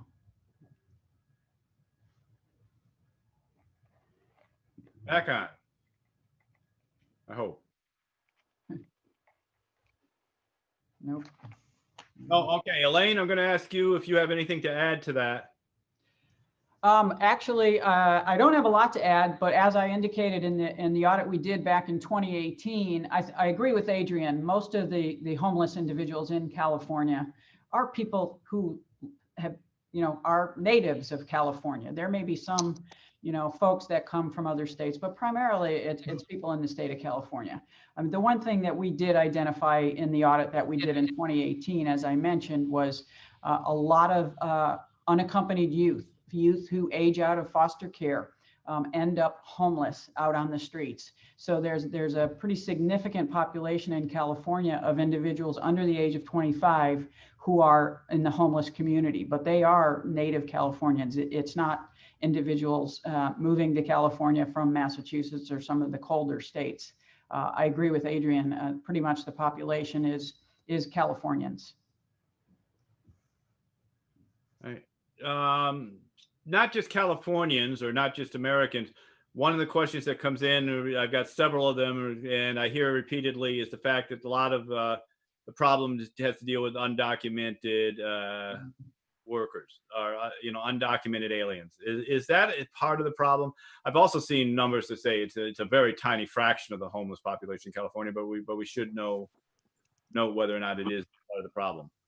Yeah, and I don't know if Adrian is able to share information. I don't have a lot of information about the demographics of homeless in California, so I really can't answer that question as to whether or not there's a large number of undocumented individuals in the homeless communities in California. I'm back from my technical difficulty. These AirPods don't last long enough. Okay. I'm not sure where we left off though. Well, Adrian, I was asking about whether or not undocumented aliens are particular undocumented workers a particular problem with the homelessness population. A lot of people seem to come, when I start talking about homelessness, they say, oh, well, that's because of all this immigration problem. What's the truth on that? Yeah, the truth is that we don't know. It's amazing to me how many people have such solid opinions on this topic without any data. There may be a significant number of undocumented immigrants comprising the California's homeless population, but the truth is that we just don't know. It doesn't show up in the PID counts. There may be data sets that show it, but none that I'm aware of. The thing that stands out most, and the point where I was closing on before I got cut off, was the interregional mobility. We don't really understand how homeless populations move within California. They appear to not travel far from the city that they originally became homeless in. In the Bay Area counties, about 80% of homeless people in those counties became homeless in those counties that they're currently homeless in. So these are locals overwhelmingly, and then the balance appear to be people from neighboring counties who kind of move around a bit. So these are local people overwhelmingly that we know from the data. The other striking thing is that minorities are dramatically overrepresented in our homeless populations. An African American in the Bay Area has about a 6 times greater chance of becoming homeless than a white Bay Area resident. And so I think when you think about homelessness as being kind of the bottom last stage of multiple systemic failures in housing and in health and in education, and the byproduct is homelessness, it's not too surprising, but it is tragic. And so that's something we should work on too. And one last question along these lines. Again, it's this question of the mentally ill and substance abuse.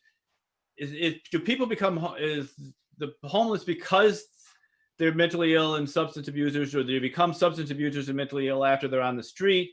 Do they become homeless because of housing costs, or is it that they simply are not able to, they have problems that push them into the street beyond being able to afford housing? Where does these things mesh up? I think it's a great question. We tried to get as close as we could to an answer in the research we're doing now. And we looked at the Bay Area counties. And I think there were a couple numbers that stood out. One was that about half, it was almost exactly half, 51% of Bay Area homeless residents do not have a condition that would make it difficult for them to obtain and keep housing if they could afford it. So that's about half.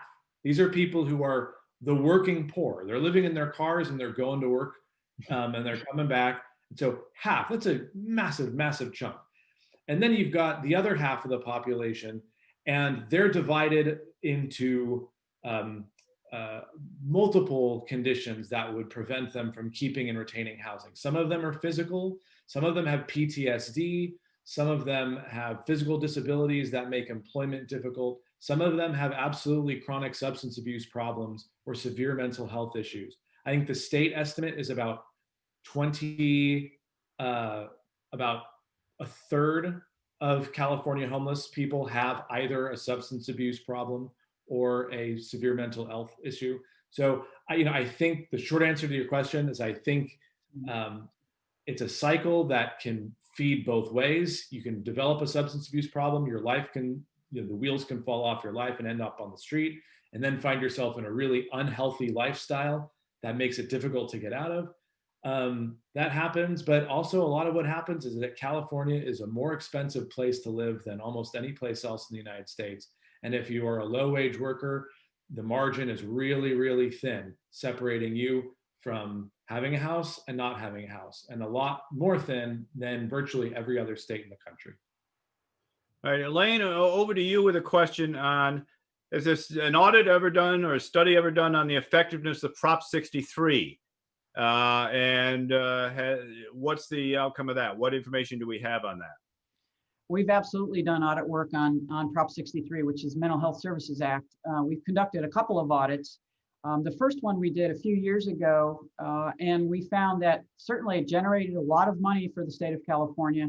That money got out to the counties, but one of the problems that we have, and we've continued to see this as a problem, is making sure that we have the appropriate metrics to determine whether or not we're achieving the outcomes that we hope to achieve in providing services to individuals who are mentally ill. And that is one of the things that we looked at in this most recent audit that I talked about, the Lanterman-Petrus Short Act, which are for those individuals who are seriously mentally ill.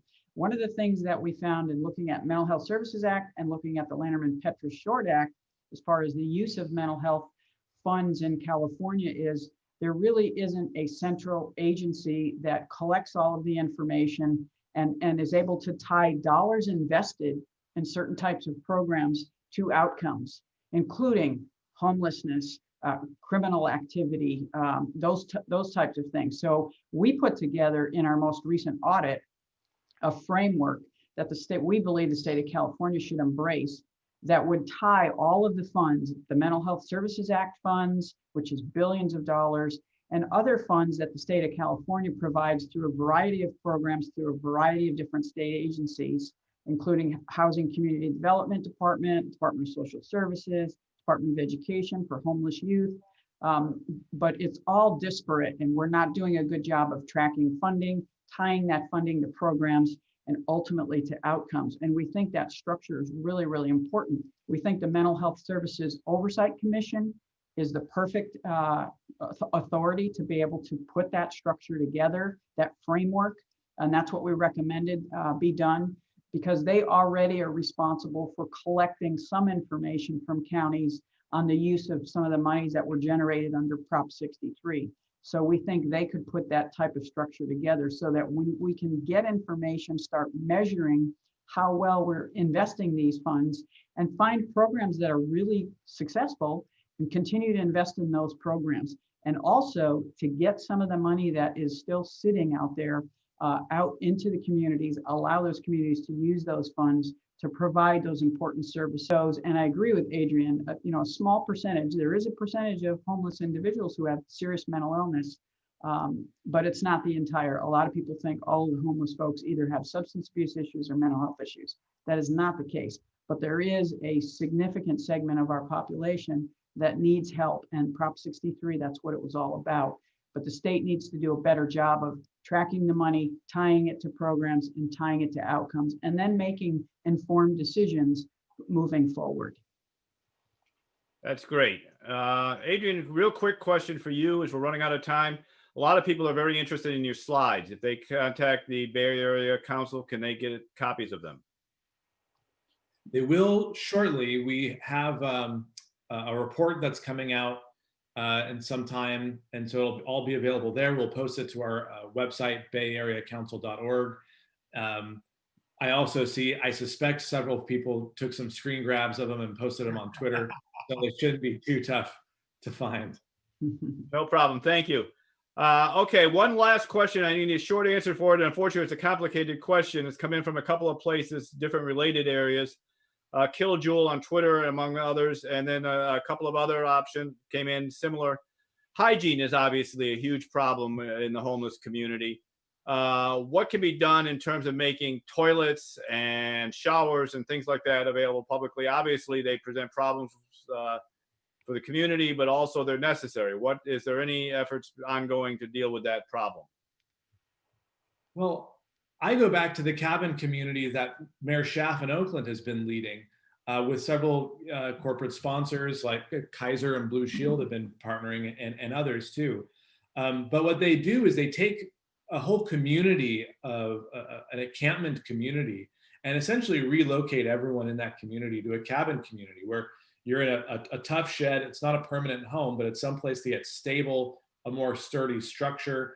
And then there's security, there's lights, and there's shared facilities, toilets, showers, and a couple meals. And so it's a way to manage the real risk to public health, and particularly to the individual health of the homeless, of life without sanitation services. Indoor plumbing is one of, if not the most impactful public health innovation of all time. So going without that has severe consequences. And Mayor Falconer discussed the hepatitis outbreak in San Diego. So there are recent consequences to that. So we got to be doing more to moving people into areas where there's safe services being provided. And there are examples of how to do it in the state. I point to the cabin community example out of Oakland. Well, thank you very much. And I thank you, and I thank you, Ms. Howell, for as well for being with us today. The mayor who had to leave, unfortunately, but all three of you have done a terrific job, and I think you've given people a lot to think about. We're going to take a break right now, a 15-minute break, and we will be back at 12:30 Pacific time. That's 3:30 on the East Coast, and we'll see you then. Right now, we're going into break. Bye now.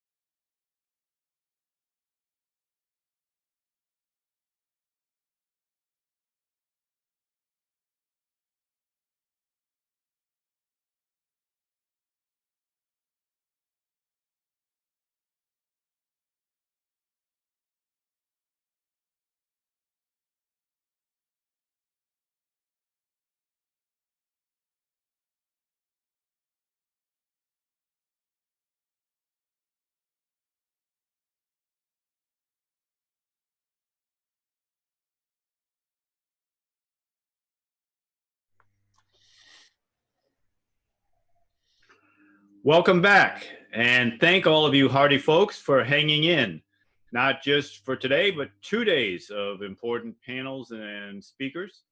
We've covered a great deal of ground over the last 2 days, dealing with both housing costs and homelessness. And now we're up for our final speaker of the day and our final speaker of the conference. We're going to circle back a little bit to talk a little bit more about home costs and housing costs in California. And our last speaker is Lee Ohanian, who is a professor of economics at UCLA and the director of UCLA's Ettinger Family Program for Macroeconomic Research. That's a mouthful. And he's also a fellow with the Hoover Institution. So he covers both north and southern parts of California. He's also frequently testifies to the legislature and advises the governor and the legislature, whether they like it or not sometimes. And we're very happy to have him with us. So Lee, take it away. Michael, thanks so much. I really appreciate the opportunity to join you and share ideas with everyone about California's housing affordability crisis. I'm going to go ahead and share my screen so so people can see my presentation.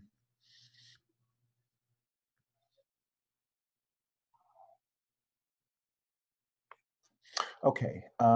Okay. Well, thank you so much. In terms of the presentation I'll give you today, I'll talk a bit about the scope of the problem we face, how land use regulations and restrictions have contributed to high housing costs and unaffordability. In particular, I'll talk about zoning and the California Environmental Quality Act. I'll shorten that to CEQA. I'll talk about policy changes that I think evidence shows can help and can help substantially. I'll discuss a bit about some political challenges involved in implementing those policies and what to do about that. And finally, I'll conclude regarding how much economic growth could expand if California is able to reduce land use restrictions. So let me begin by saying something I know that's near and dear to your hearts and others have talked about. I'll go through this a bit quickly, is that California housing is unreasonably expensive. And the reason I use the word unreasonably is that there's no legitimate economic reason California housing is as expensive as it is. And as I go through the presentation, I'll talk about that. So as of second quarter 2020, so this is before COVID really had much of an impact on California home prices, the median California home was $606,000 compared to $270,000 median price second quarter 2020 in the rest of the country. And California is home to 10 of 11 of the most expensive metro areas in the country. Coastal California, as you know, is much, much worse.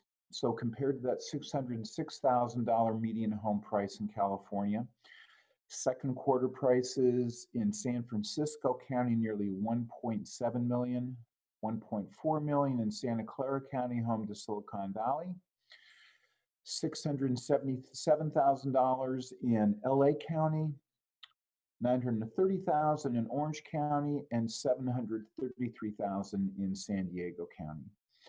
So these really are just striking. And any of you whom have shared these types of numbers with your family or friends who live in other parts of the country, these are just jaw-dropping numbers. We've become inured to statistics like these, but when they see numbers like this, they just can't believe it. And I'm focusing on coastal California because so much of our population lives within 20 to 30 miles of the coast. And the highest paying jobs are in coastal California. And one sad aspect of what has happened with housing costs is that many workers who want to work in San Francisco or Silicon Valley or down in Orange County but can't afford to live in those areas, commute long distances. California by far is the home of the most number of what are called super commuters, those who commute at least 3 hours per day. And obviously for environmental reasons and carbon emission reasons, that's a negative as well. And it's not just housing prices. California rents are also expensive. The median asking rent right now in California is about $2,800 a month, about twice as high as the national average. And California is home to 10 of the 12 most expensive rental markets in the country. Now, not surprisingly, housing costs are creating extreme financial distress among many, and probably realistically speaking, most California households. Now, it is true that the median household income in California is higher than the national average. It's about $74,000 median household income in California, compared to about $62,000 median household income in the rest of the country. So there's about an 18% income premium in California versus the rest of the country. But because of housing costs, just 36% of California households qualify for the median priced home within the state. And compare that to about 70% of national households who would qualify for that median priced home in the rest of the country, and that median priced home is about $270,000. Now, interestingly, both of the calculations I showed you that led to those statistics presume a standard conforming mortgage with 20% equity. Now, that raises the question of requiring $132,000 down payment on that California home versus a $54,000 payment on the home in the rest of the country. So before we can even talk about qualifying for that home purchase, households, families need to think about, okay, where do I get that $132,000 of cash I need to put down to qualify for that conforming mortgage? This graph shows California home prices from 1975 to 2020. These are nominal dollars. They haven't been adjusted for inflation yet. I'll show that in a moment. And you can see just the inexorable increase in prices that have occurred in the state, with the exception of the very large drop after the financial crisis hit around 2007. And home prices in California bottomed out somewhere around 12 or 13. But we've gone back up, and as I mentioned before, we've now crossed the $600,000 mark. And actually, according to the California Association of Realtors, the most recent data show a median home sale price of over $700,000 in California. I don't know how much of that is reflecting one-offs from COVID, so none of the graphs I'm showing you include that data point, but we'll see if that sticks or not. So this is nominal home prices rising from back in the day of about $40,000 in 1975 to over $600,000 today. And this is an index adjusted for inflation. The index is 100 in 1975, and it rises to about 350 by 2020 Q2. So after adjusting for inflation, California home prices have increased by about a factor of 5.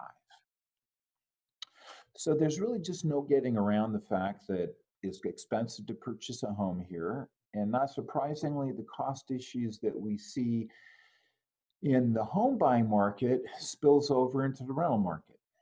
So what I've done here is I've reported statistics on the number of California renters who are either what's considered as rent burdened, those who pay in excess of 30% of household income for their monthly rent, or severely rent burdened, which are those households in California who are paying in excess of 50% of their household income in monthly rent.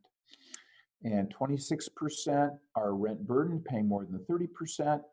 An additional 28% are severely rent burdened, paying in excess of 50%. So over half of renters in the state face some type of financial distress, many of them facing really substantial financial distress from home costs. And if we think about those people, those households who are paying excess of 50% of their household income in rent, Well, they may be one household member who becomes unemployed, or a relatively expensive car payment, or a medical bill. Just one shock may send them into delinquency and potential foreclosure. The California homeownership rate is 54%. It's declining, and it's highly skewed demographically. That 54% is primarily made up of people over the age of 40, many over the age of 50, who were lucky enough to buy homes on that graph when homes were much less expensive than they are today. And in comparison to the national average, 68% homeownership rate in the rest of the country, that homeownership rate is rising. In our state, it's 54% and falling. So everything we're seeing is just pointing to a very difficult situation for most Californians, and one that is getting worse every year. And economically, it's not surprising people are leaving our state. So in 2018, 160,000 Californians left. And that's up by a factor of 4 from 40,000 in 2014. And surveys show that the main reason people are leaving California is housing costs. They simply just can't afford to live here. It's just not in their budget. And the numbers tell us exactly why that's the case. Housing is over twice as expensive in the state, and salaries are about 18% higher than in the rest of the country. So affordability is very limited. Housing prices relative to income is just way out of what we would expect to see in any normal economy. And surveys show that over half of Californians under the age of 40 have seriously considered moving because of housing costs. And this is creating really an unwelcome and unnecessary generational divide between those people who are my age, and I'm very lucky to own a home. Well, the bank owns most of it in California, versus when I think about my children. I have 3 children, and I think about their ability to purchase a home in California, and you look at the numbers, and it's just incredibly difficult. Now, we've been at this for a while.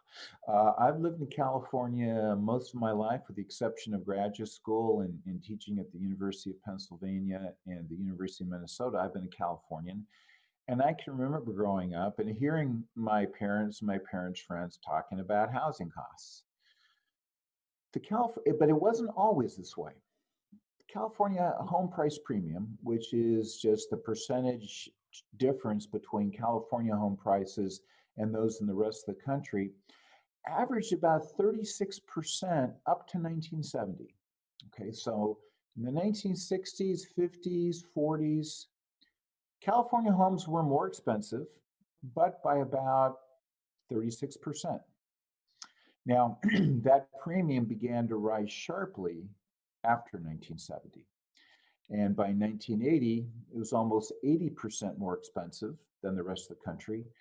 And it's about 135% more expensive today. Now, to put that in perspective, if the California home price premium remained 36%, then today's median home in California would be priced at about $367,000. Expensive, but much more doable for many more people than the $600,000+ home prices that we're seeing now.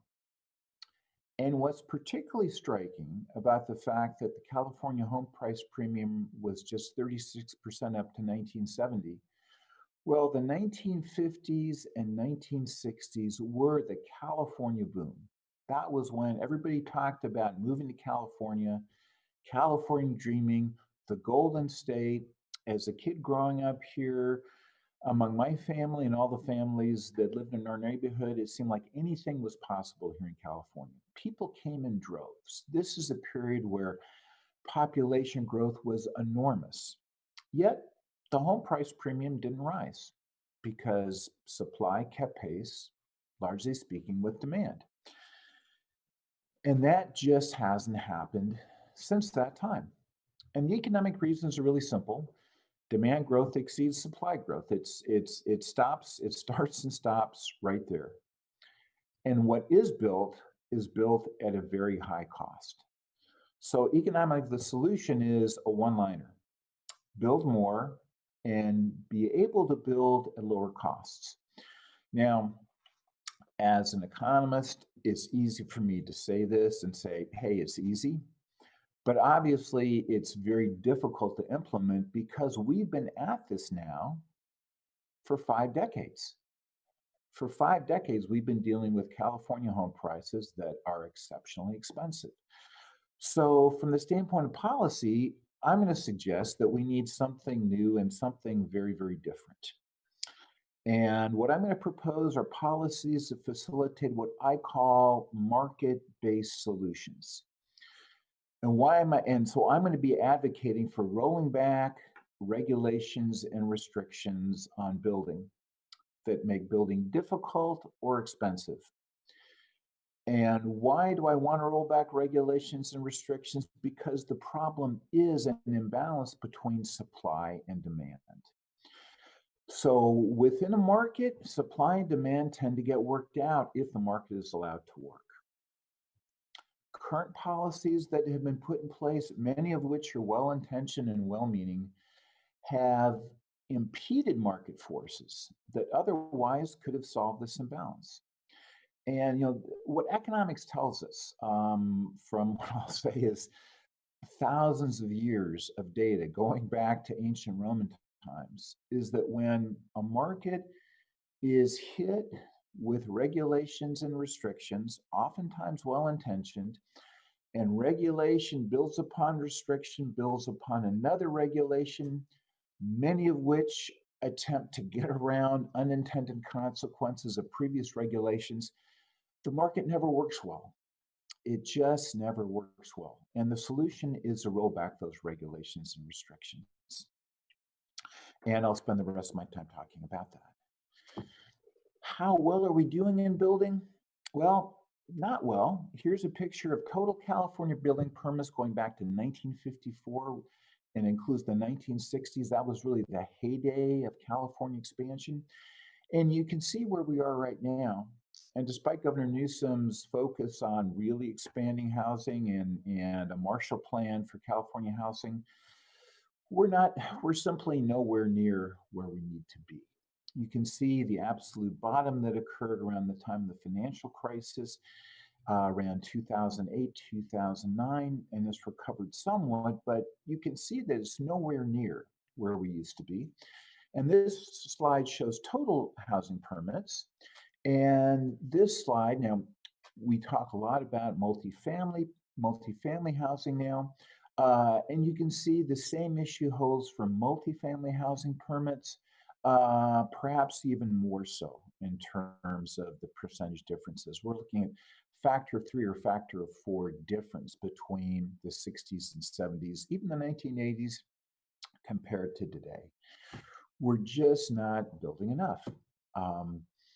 So where do I come in on this? Well, just a new regulatory framework is needed, and one that I hope people view openly and perhaps think about, maybe we just really need to start, we can keep some things, but let's keep an open mind and really think about doing some things that are just new. So any sensible regulatory framework will balance economic and population growth and the ability to create affordable housing with environmental and historic protection. Okay, and it's got to be efficient. In this state, we waste a lot of resources in the review and approval process. And that waste is going to be paid for. Who ends up paying for it? It's the homeowner. Okay, in a competitive economy, goods are produced at the lowest possible cost, and those costs get passed on to the consumer. And the consumer in this case is the renter or the person buying the home. So that's where the buck stops with homeowners and renters. And there's so much we can do to make it more efficient and make it more affordable. So I'll talk a bit about CEQA, zoning and ministerial review, reducing proposal review times, and also uncertainty. Developers look at CEQA and they say, I don't know if it's going to be passed, if it'll be adopted. I don't know how long it's going to take. Let me just give you an example that I think really highlights some issues that have emerged with CEQA, which is obviously a very well-intentioned law that was written 50 years ago now, but that really needs to be reformed. And the example I'll give you is Newhall Ranch. And I think now the development may have a new name. But in 1994, plans were submitted to build a 60,000 person planned community. Great idea. Creating new cities, new towns is something we really need to do in the state because it's proven to be so difficult to expand in leading cities such as San Francisco, San Jose, Los Angeles. The plans were submitted in 1994. Okay, well, one household out of 4 had a personal computer at that time. Nobody had ever heard of the internet outside of academics and people in government. It took 25 years to resolve all legal challenges associated with Newhall Ranch. Just last year, the last lawsuits were resolved. CEQA-related lawsuits came after approval. No one's moved into Newhall Ranch. The first homes might be available in 2021. And obviously, this is just incredibly inefficient and costly and just shouldn't happen. And while this is an extreme example, it does give us an idea about what can happen with current policies. And if we look at median time to complete 10 or more units, a structure with 10 or more units, so multifamily residences, the median time to complete in California is 6 years. Okay, it doesn't need to be that way. That's just needless delay that drives up costs. So let's talk about some reforms. Ban duplicative lawsuits. If a lawsuit's filed, it gets settled once and that's it. We should enable procedural reforms to prevent delays because there is evidence the CEQA is used to delay projects. We need to prevent lawsuits that enter on the grounds for the environment but that might be hiding other reasons. So to help incentivize this, losing parties should pay court costs. If an existing approval is in place, then let's try to keep that and allow judges to narrowly focus remedies rather than tossing out the entire approval and starting over. I believe Jennifer Hernandez in her research found that only about 15% of litigants in the cases she looked at were actually had filed a history of environmental lawsuit issues. Most, 85%, had never filed anything. So we need to disclose litigant identities. And we should standardize remedies where possible. This will make it much easier within courts, and it will also reduce uncertainty. Now, some lawmakers recognize these issues and have proposed new legislation. So I really liked SB 659 that was written by Senator Borges from Fresno. Litigants pay court costs for bad faith or frivolous lawsuits or the use of CEQA to delay. He also authored SB 1378, which was disclosed litigant identities. I think both of those laws really were going at issues within CEQA that we know are problematic. I'm sorry those haven't passed yet. I don't know enough about the detail of the legislature right now to know where they stand, but this is exactly what we need to do. And as an economist, I would like to propose that we routinely use cost-benefit evaluations in considering environmental issues associated with development.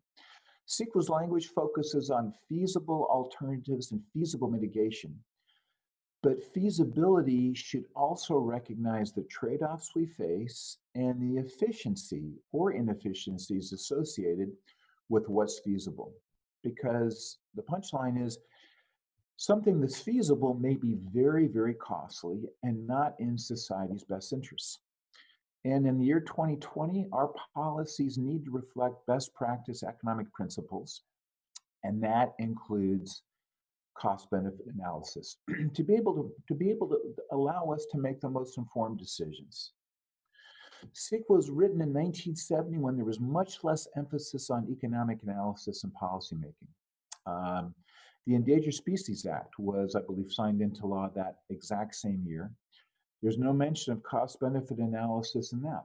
It's all about what's feasible.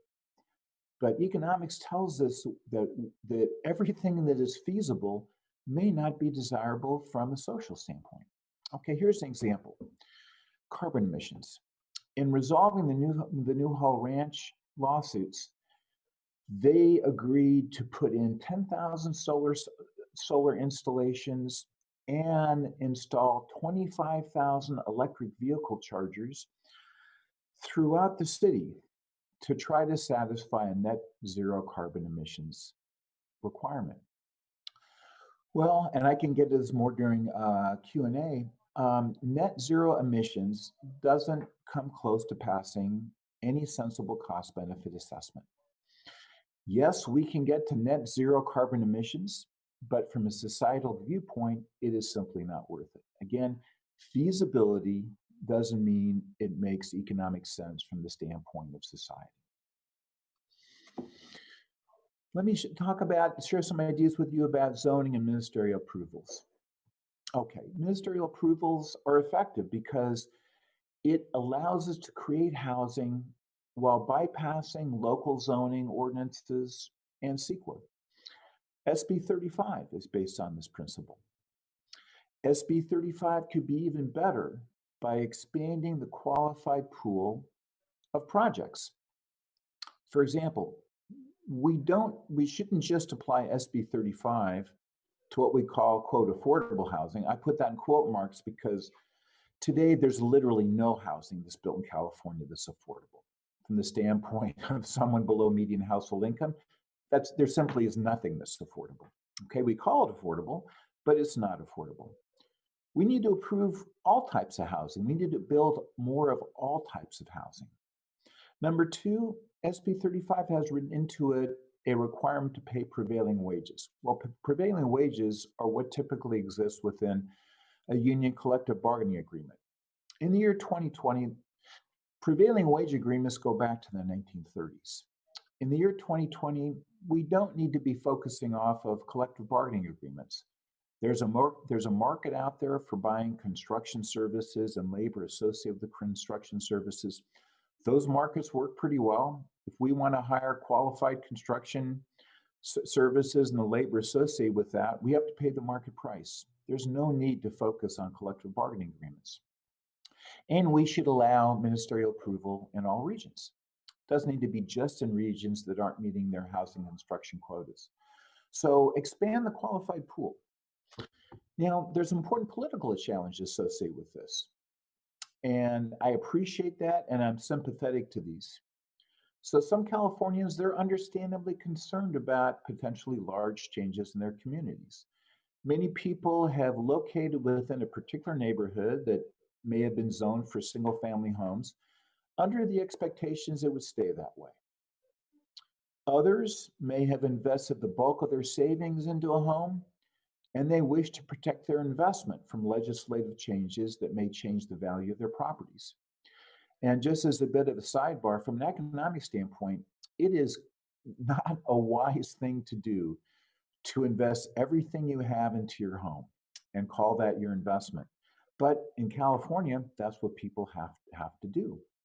So I certainly understand concerns people have, and that really highlights the tension we see between the interests of homeowners and people dwelling in existing communities and the need to create new housing. And because of this reason, zoning reforms die every single year in the legislature. Okay, so we're hitting our head on the wall with this. But there's a potential solution, which is we ask, how do we get buy-in? Well, turn NIMBY into YIMBY, okay? So create development that people in locations that may be effective, that they want, rather than forcing development onto them that they might not want. Okay, so this is not all that hard to do. Development that is desirable to those living in the community. The development simply has to include amenities that are sufficient so that people say, hey, I'd love to get this new development. This sounds great. How do we do that? Well, mixed use development is incredibly popular. That includes retail space, recreation, make it child friendly and family friendly, make sure it provides adequate infrastructure to deal with more people living in the area, make it a win-win. Now, how do we do that? Well, this leads us to, I think, a challenging conversation, but one that we really can't pretend doesn't exist about how to support low-income housing. How to be able to create housing for people that don't make oodles of money every year and who can't afford that $600,000 median home or a $1.7 million median home should they be in San Francisco. Well, the economics is clear. Housing costs fall when supply expands. Build and let market forces reduce costs. Now, this requires a conversation about where we locate developments for low-income families and for the homeless. And this is because markets allocate the highest valued land, land in and around Beverly Hills or San Francisco or West Los Angeles or Santa Monica or the coastal areas of San Diego and Newport Beach. The market would allocate that land to the highest value projects. And what I'm going to argue is that locating housing for low-income households and for the homeless outside those most expensive areas may actually be much, much better for those people than trying to force it into a cubbyhole in high-value land locations. And this is going to make it easier for buy-in for communities. So here's, in my opinion, how not to support low-income housing. And the example I'm going to give you is Palo Alto's Buena Vista Trailer Park. The Buena Vista Trailer Park was built in the 1950s. It sits on 4.5 acres in the middle of Palo Alto. It's the most expensive land in the country. It's 117 units. It is decrepit. I won't mince words. The city is choosing to preserve it at a cost of $70 million for those 117 units and preserve it for very low-income families. From an economics point of view, this just doesn't make sense. It's inefficient. Everyone, in my opinion, would be better off if land was allocated to its highest income use. Let Google or some new tech startup locate there, create something remarkable, create economic opportunity, create income, create tax revenue for the state, and move the Buena Vista residents elsewhere, and they could be compensated for that move. It just makes no sense to keep a trailer park in the middle of Palo Alto. I understand the tensions politicians and planners face, but the economics is just hitting us in the face that a low-income household and homeless housing solutions have got to recognize the fact that the most valuable land should be primarily used for the most valuable locations in terms of economic activity. I know I'm running short on time, so let me go through the next few slides quickly. The coasts of California are incredibly expensive. Now, California is densely populated in just a small number of regions. There's no reason why we can't try to incentivize population to move to areas that are less dense. I'm going to give you an example. I'm going to show you a heat map of population for New Jersey and for California, and just take a look.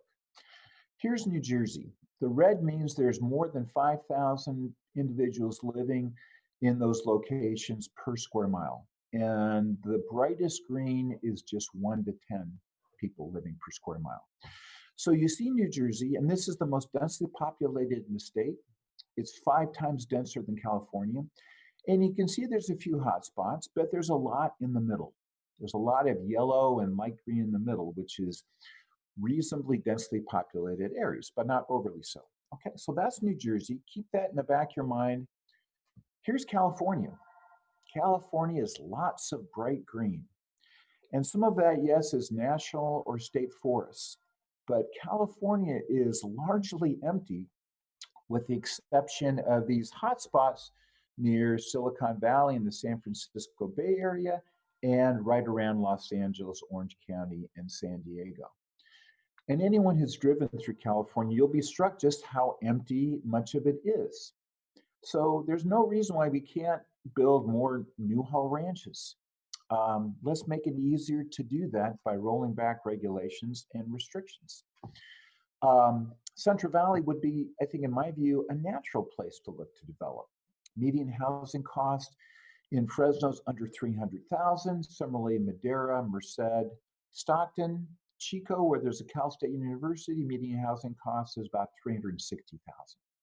Okay, so let's try to incentivize that. How could we do that? I'm sorry, let me just go back here for 1 second. Let's give tax credits for businesses that are willing to locate out there.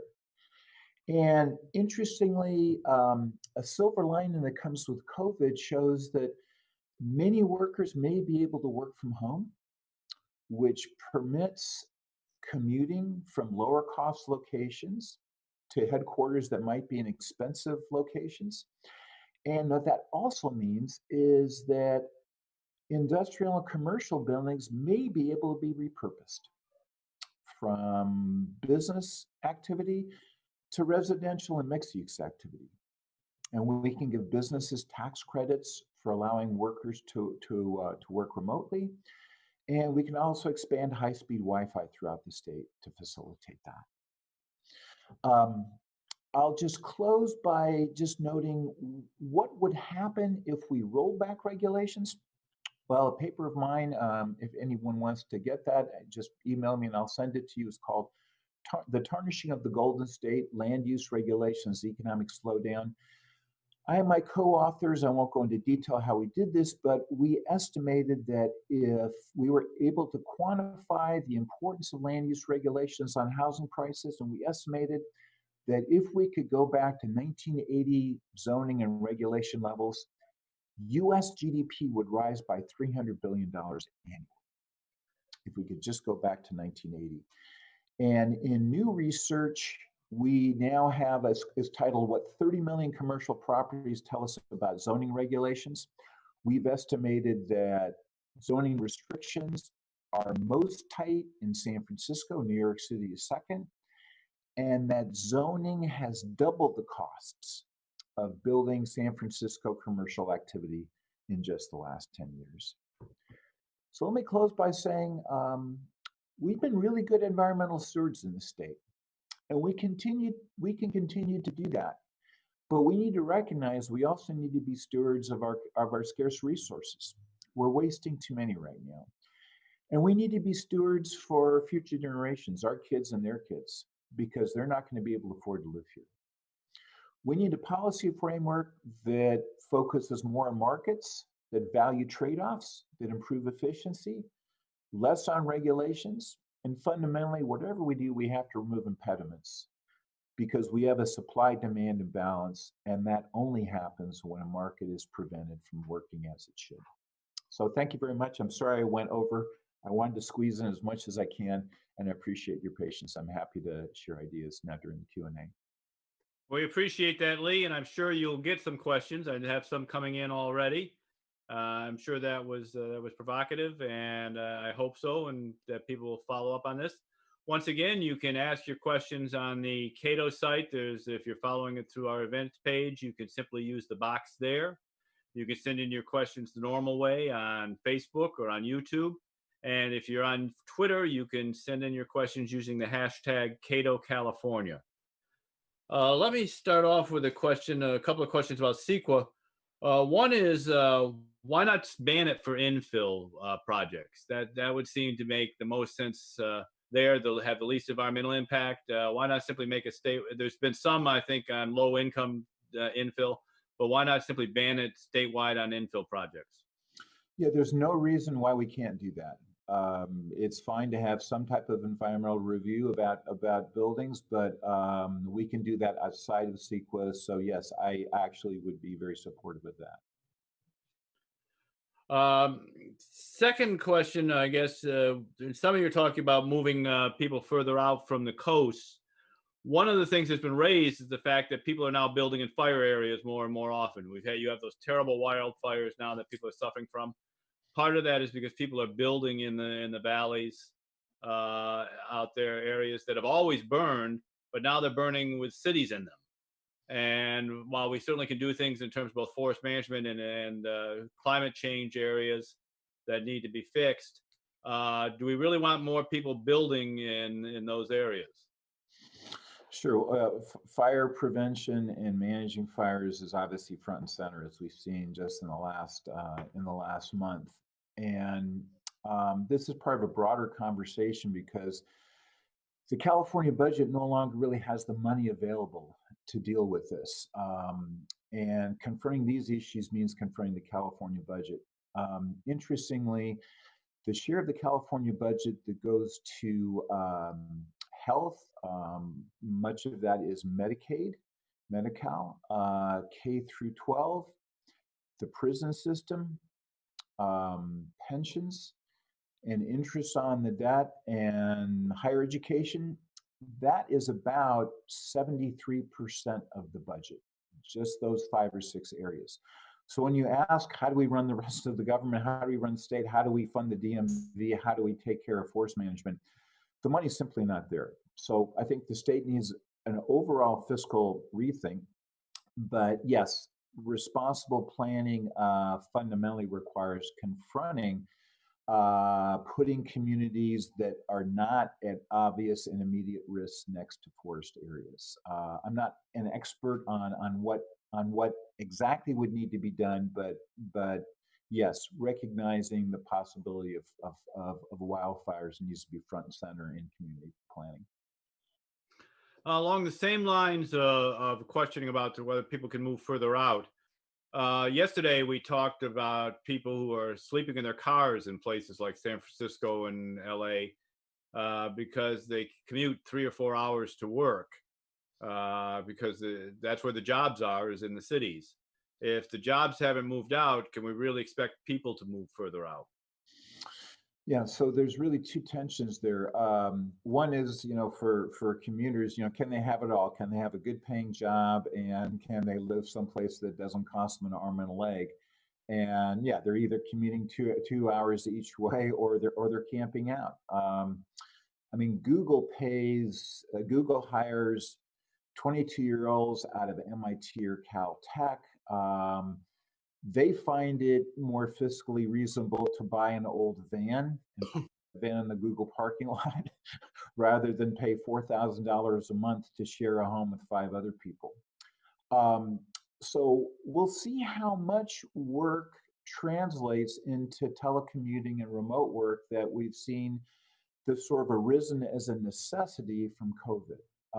Steve Davis, who teaches at the University of Chicago, thinks that this could be as much as a third of the workforce. So if that's true, that could be a game changer.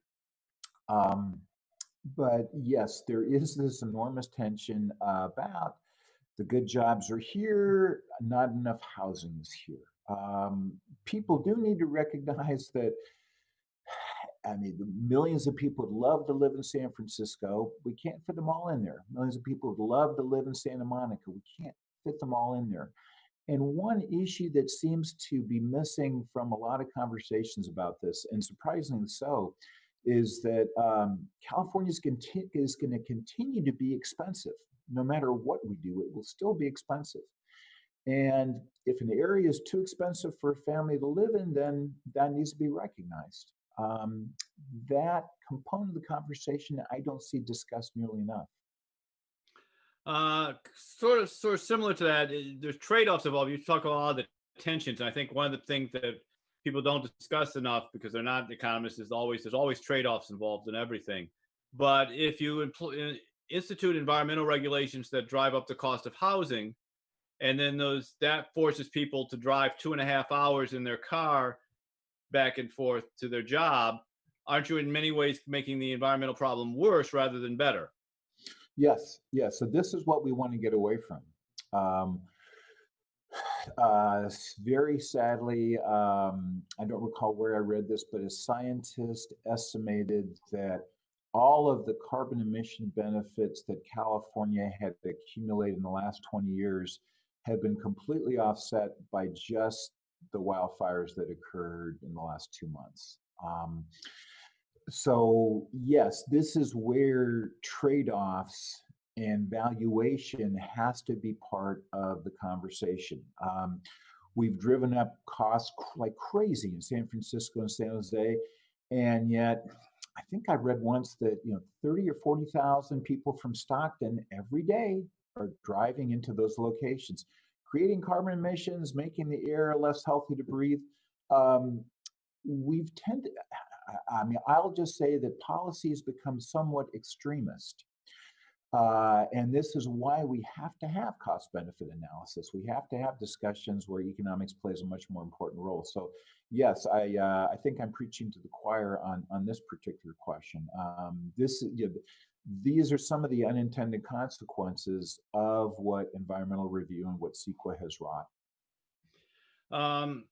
In terms of tensions and trade-offs as well, one of the things that's interfered or that makes it difficult for changes in zoning, but also necessity, is a lot of people bought into their houses when those communities were inexpensive, but they were also sort of they were de jure segregated. We had communities with white-only covenants and so on in California. People were able to buy in there.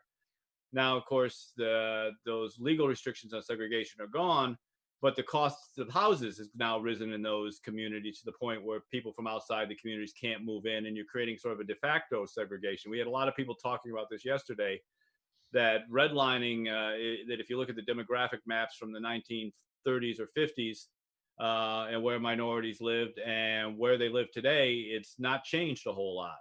How do we deal with that? Yeah, so economics tells us that opportunity can occur where people want to be and businesses want to be. So families want affordable housing, amenities, good schools, and businesses want to hire qualified people where the cost of business is low. There's no reason why that can't occur in areas, and I'm not speaking necessarily about particular demographic groups, but again, the solution is to build. Where is it easiest to build? Probably outside of San Francisco, probably outside of areas like Santa Monica. The idea that we can take Santa Monica and expand its housing stock by 50% or 100% and keep those units affordable for families that are African American or Hispanic or Native American is just not realistic. I don't mean this from the standpoint of prejudice, but it's just not economically realistic. So what I would love to do is to see development occur in areas where it's less expensive to build. And if you go back to the old movie Field of Dreams, if you build it, they will come. Yes, if you go to a location, perhaps in the Central Valley, perhaps not that far, think about creating new cities.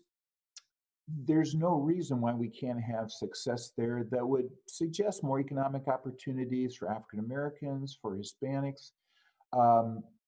I think anyone who wants to think about expanding opportunities for those in low incomes, white, African American, Hispanic, has got to think a little bit outside the box and has got to stop. And we just can't keep thinking, let's put in 300 units here in Santa Monica. Let's put in 500 units here over by Westwood. Let's put in 200 units here in South San Francisco. That is really not going to move the needle. But creating new communities where we can have state-of-the-art technology with infrastructure, with electronics, with environmental controls, brand new schools, that's the way to go in my book. Well, this is probably questions probably still inside the box. Not everybody's gone outside the box yet. But how would you feel about rezoning the state essentially to R4, essentially following the lines of Minneapolis and to some degree Oregon? and Washington State. And look, basically, single family zoning is an interference with property rights. It's an interfere with your right to build on your property. Shouldn't we be, and it's clearly a limitation on supply, shouldn't we be getting rid of it? We want to expand, and at the same time, I think we want as broad of buy-in as we can get. We don't necessarily want to create political fights between those who are in a location who I think legitimately may have expected to say, hey, this is a community I really like, and I'll bring my family here and we'll live here. Under the expectation it's single family, it would stay that way. We can do, we can do different things such as purchase up unused land, underutilized land, purchase up an entire city block, and turn that into multi-family residential living that may be very close to single-family neighborhoods, but I don't see why we have to necessarily completely do away with single-family neighborhoods. Southern California in particular was built on a model. We're pretty, we're 6-7 decades into that model. It's going to be very difficult, I think, socially, culturally, politically, to tear that up. I think we can build more and preserve single-family housing where people really value that. I don't think we need to throw that entirely out. I might be wrong on that, but I think there's probably enough outs to get, particularly with cities and areas, probably in partnership with the state, to say, hey, here's four blocks that's an abandoned industrial area. Let's turn this into multifamily housing. Right now, CEQA makes that incredibly difficult. So I'm not quite ready to throw in the towel and say, hey, let's just ban all single-family residential housing, because I think culturally and socially it could be very destructive for the state. Sort of the other side of that, a lot of people are worried about displacement, particularly in low-income neighborhoods, gentrification and building in those areas risks throwing people out of their homes there. So do we, we sort of face the same problems, and yet, those type of neighborhoods do get built in, and sort of wealthy white neighborhoods don't. Isn't it simply a matter of fairness that, we should be upzoning the west side of San Francisco as well as the poorer neighborhood? Any economic analysis is going to tell us that the highest valued land is in a market is going to go to the highest bidder. And from a societal point of view, that's good, because take that example we just looked at in Palo Alto.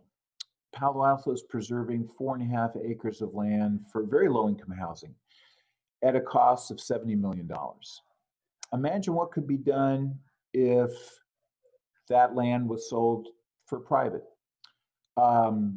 I did a couple of calculations, and it would be very, very easy to compensate those families at $100,000 per family and still have everybody come out way on top. So when we put low-income housing or homeless housing into West Side Los Angeles locations or San Francisco locations, what we're essentially giving up is a lot of economic activity. Okay, so that's just a fact. We have to take that into account when we make these plans. And we have to ask ourselves, how much is that foregone economic activity worth? Would the people, the lucky few, who will get to move into that 5-story building that has 100 units in it, that's in Santa Monica, the lucky few, how do we pick those lucky few? What we know is that markets are about the best way we have to allocate society's scarce resources. Would those people be happier living in Santa Monica in implicitly incredibly expensive land, or be compensated and living in an area that's much more affordable? What I would like to think is that they might say, like I think the Buena Vista residents would probably say, is, yeah, I'd love to be relocated if it could be, if it would be worth my while. So whether we do that or not, planners and those who are approving developments and proposing developments, they need to take into account the costs of what could have been there otherwise. And I don't see that being part of very many conversations about development planning, but it really has to be. That is just the simple economics of what we're looking at. Well, that certainly makes sense, but doesn't that come back to the idea that zoning artificially restricts the market, so we don't know what the market would provide in those communities? Yes, it does. In those single family areas, it definitely does. I'm all for expanding housing. If, I'd like to see if we can get buy-in from those in the communities. And I suspect we can get buy-in for multi-residential housing if they see it being as an attractive addition to the area. I think we're probably going to continue to so I think just as a realistic perspective, I think we're going to keep hitting our heads against the wall if we keep trying to go to Santa Monica, Beverly Hills and say, hey, you know what? It's time for you to take your fair share of low-income housing. Many people might want that to happen. It's going to get fought tooth and nail. So why not just say, let's build more of everything? As we build more of everything, if we build more in Beverly Hills or Santa Monica, that's not low-income housing, the value and the prices of other housing throughout the area will naturally fall. Any expansion in supply is going to put downward pressure on prices. So the idea of sort of engineering housing at different price points in very, very high value neighborhoods is going to be a difficult one, no matter what people's perspectives are. It implicitly gives up a lot of economic income. It involves a lottery in terms of who's going to live there. So my view is let's build the multifamily stuff in those areas that existing residents might want. We might be able to build a lot in those areas. And as we build, and the more we build, the more downward pressure is on prices and all other parts of the general area.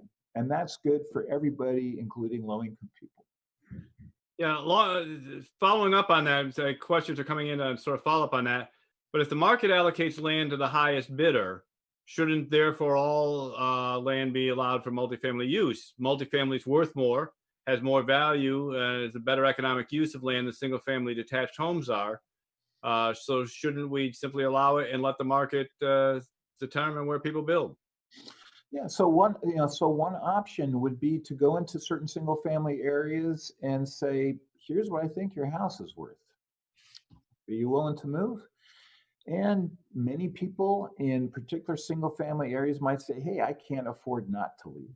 And I think there's enough single family. I once looked at the demographic composition of those in single family homes. A lot are people without children or with grown children. So yeah, make them an offer. The market, if it is that valuable for multifamily development, then we should be able to do a deal. The old economist Ronald Coase would have said, hey, if a deal can be made, then it can be made without putting a middleman between them.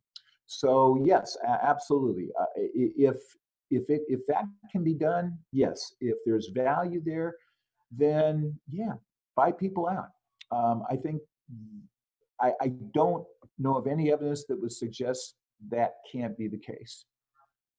All right. On the political side of it, you've talked a lot about getting buy-in, and I think that that's hugely important politically. I think we've seen that there's difficulties getting even simple reforms through. But it's also been pointed out that the left opposes development and building more to some degree because of arguments that says essentially white people in single-family homes shouldn't even have to allow a duplex down the block, but that poor people need to have to move across the state to a new neighborhood out in the Central Valley. Is that, do you risk appeasing one side at the cost of alienating the other?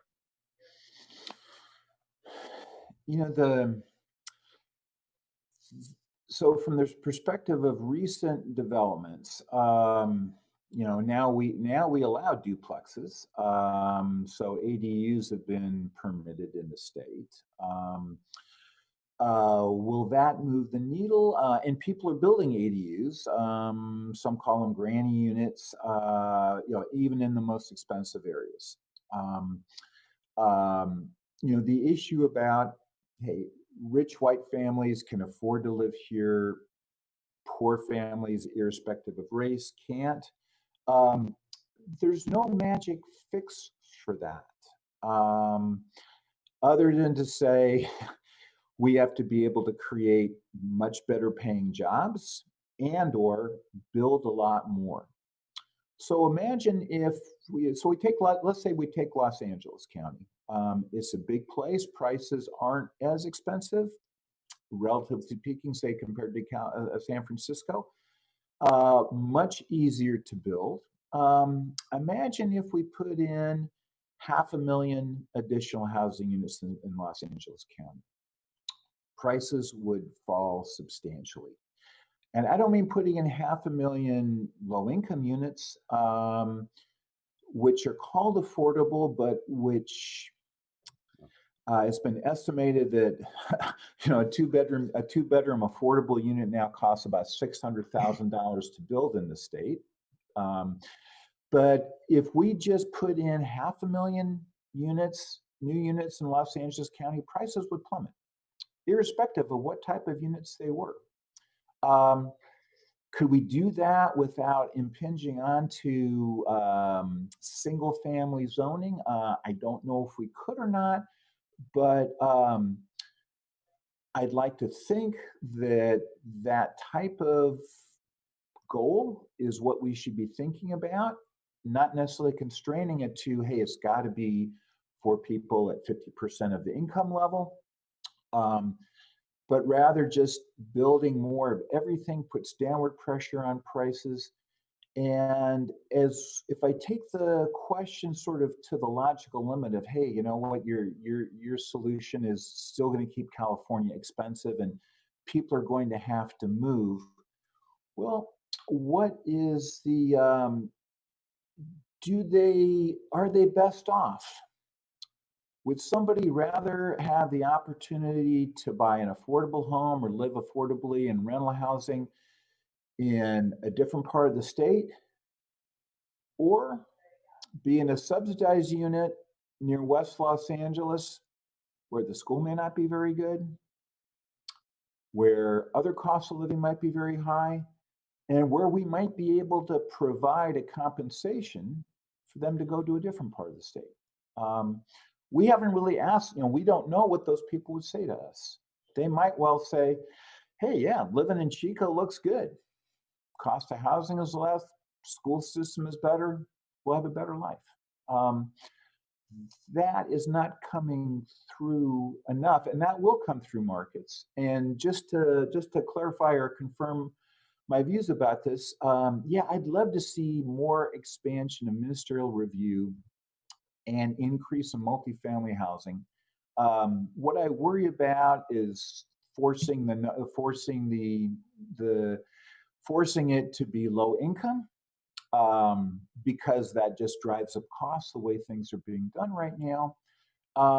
And I'd like to try to maximize buy-in as much as we can. It's never going to be 100%.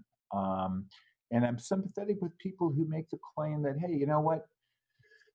There's this sprawling area of single-family homes on big lots.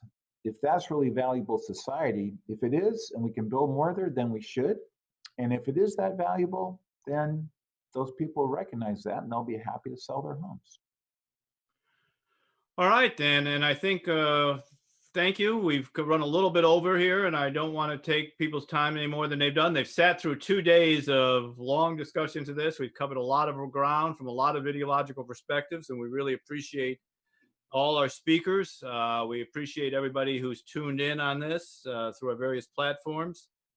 I have a few thank yous I want to make in particular. First of all, to Dave Hervey and Kelly Lester, my two assistants. They're my research associates, and my general keeping me sane people. They basically helped run the entire show here.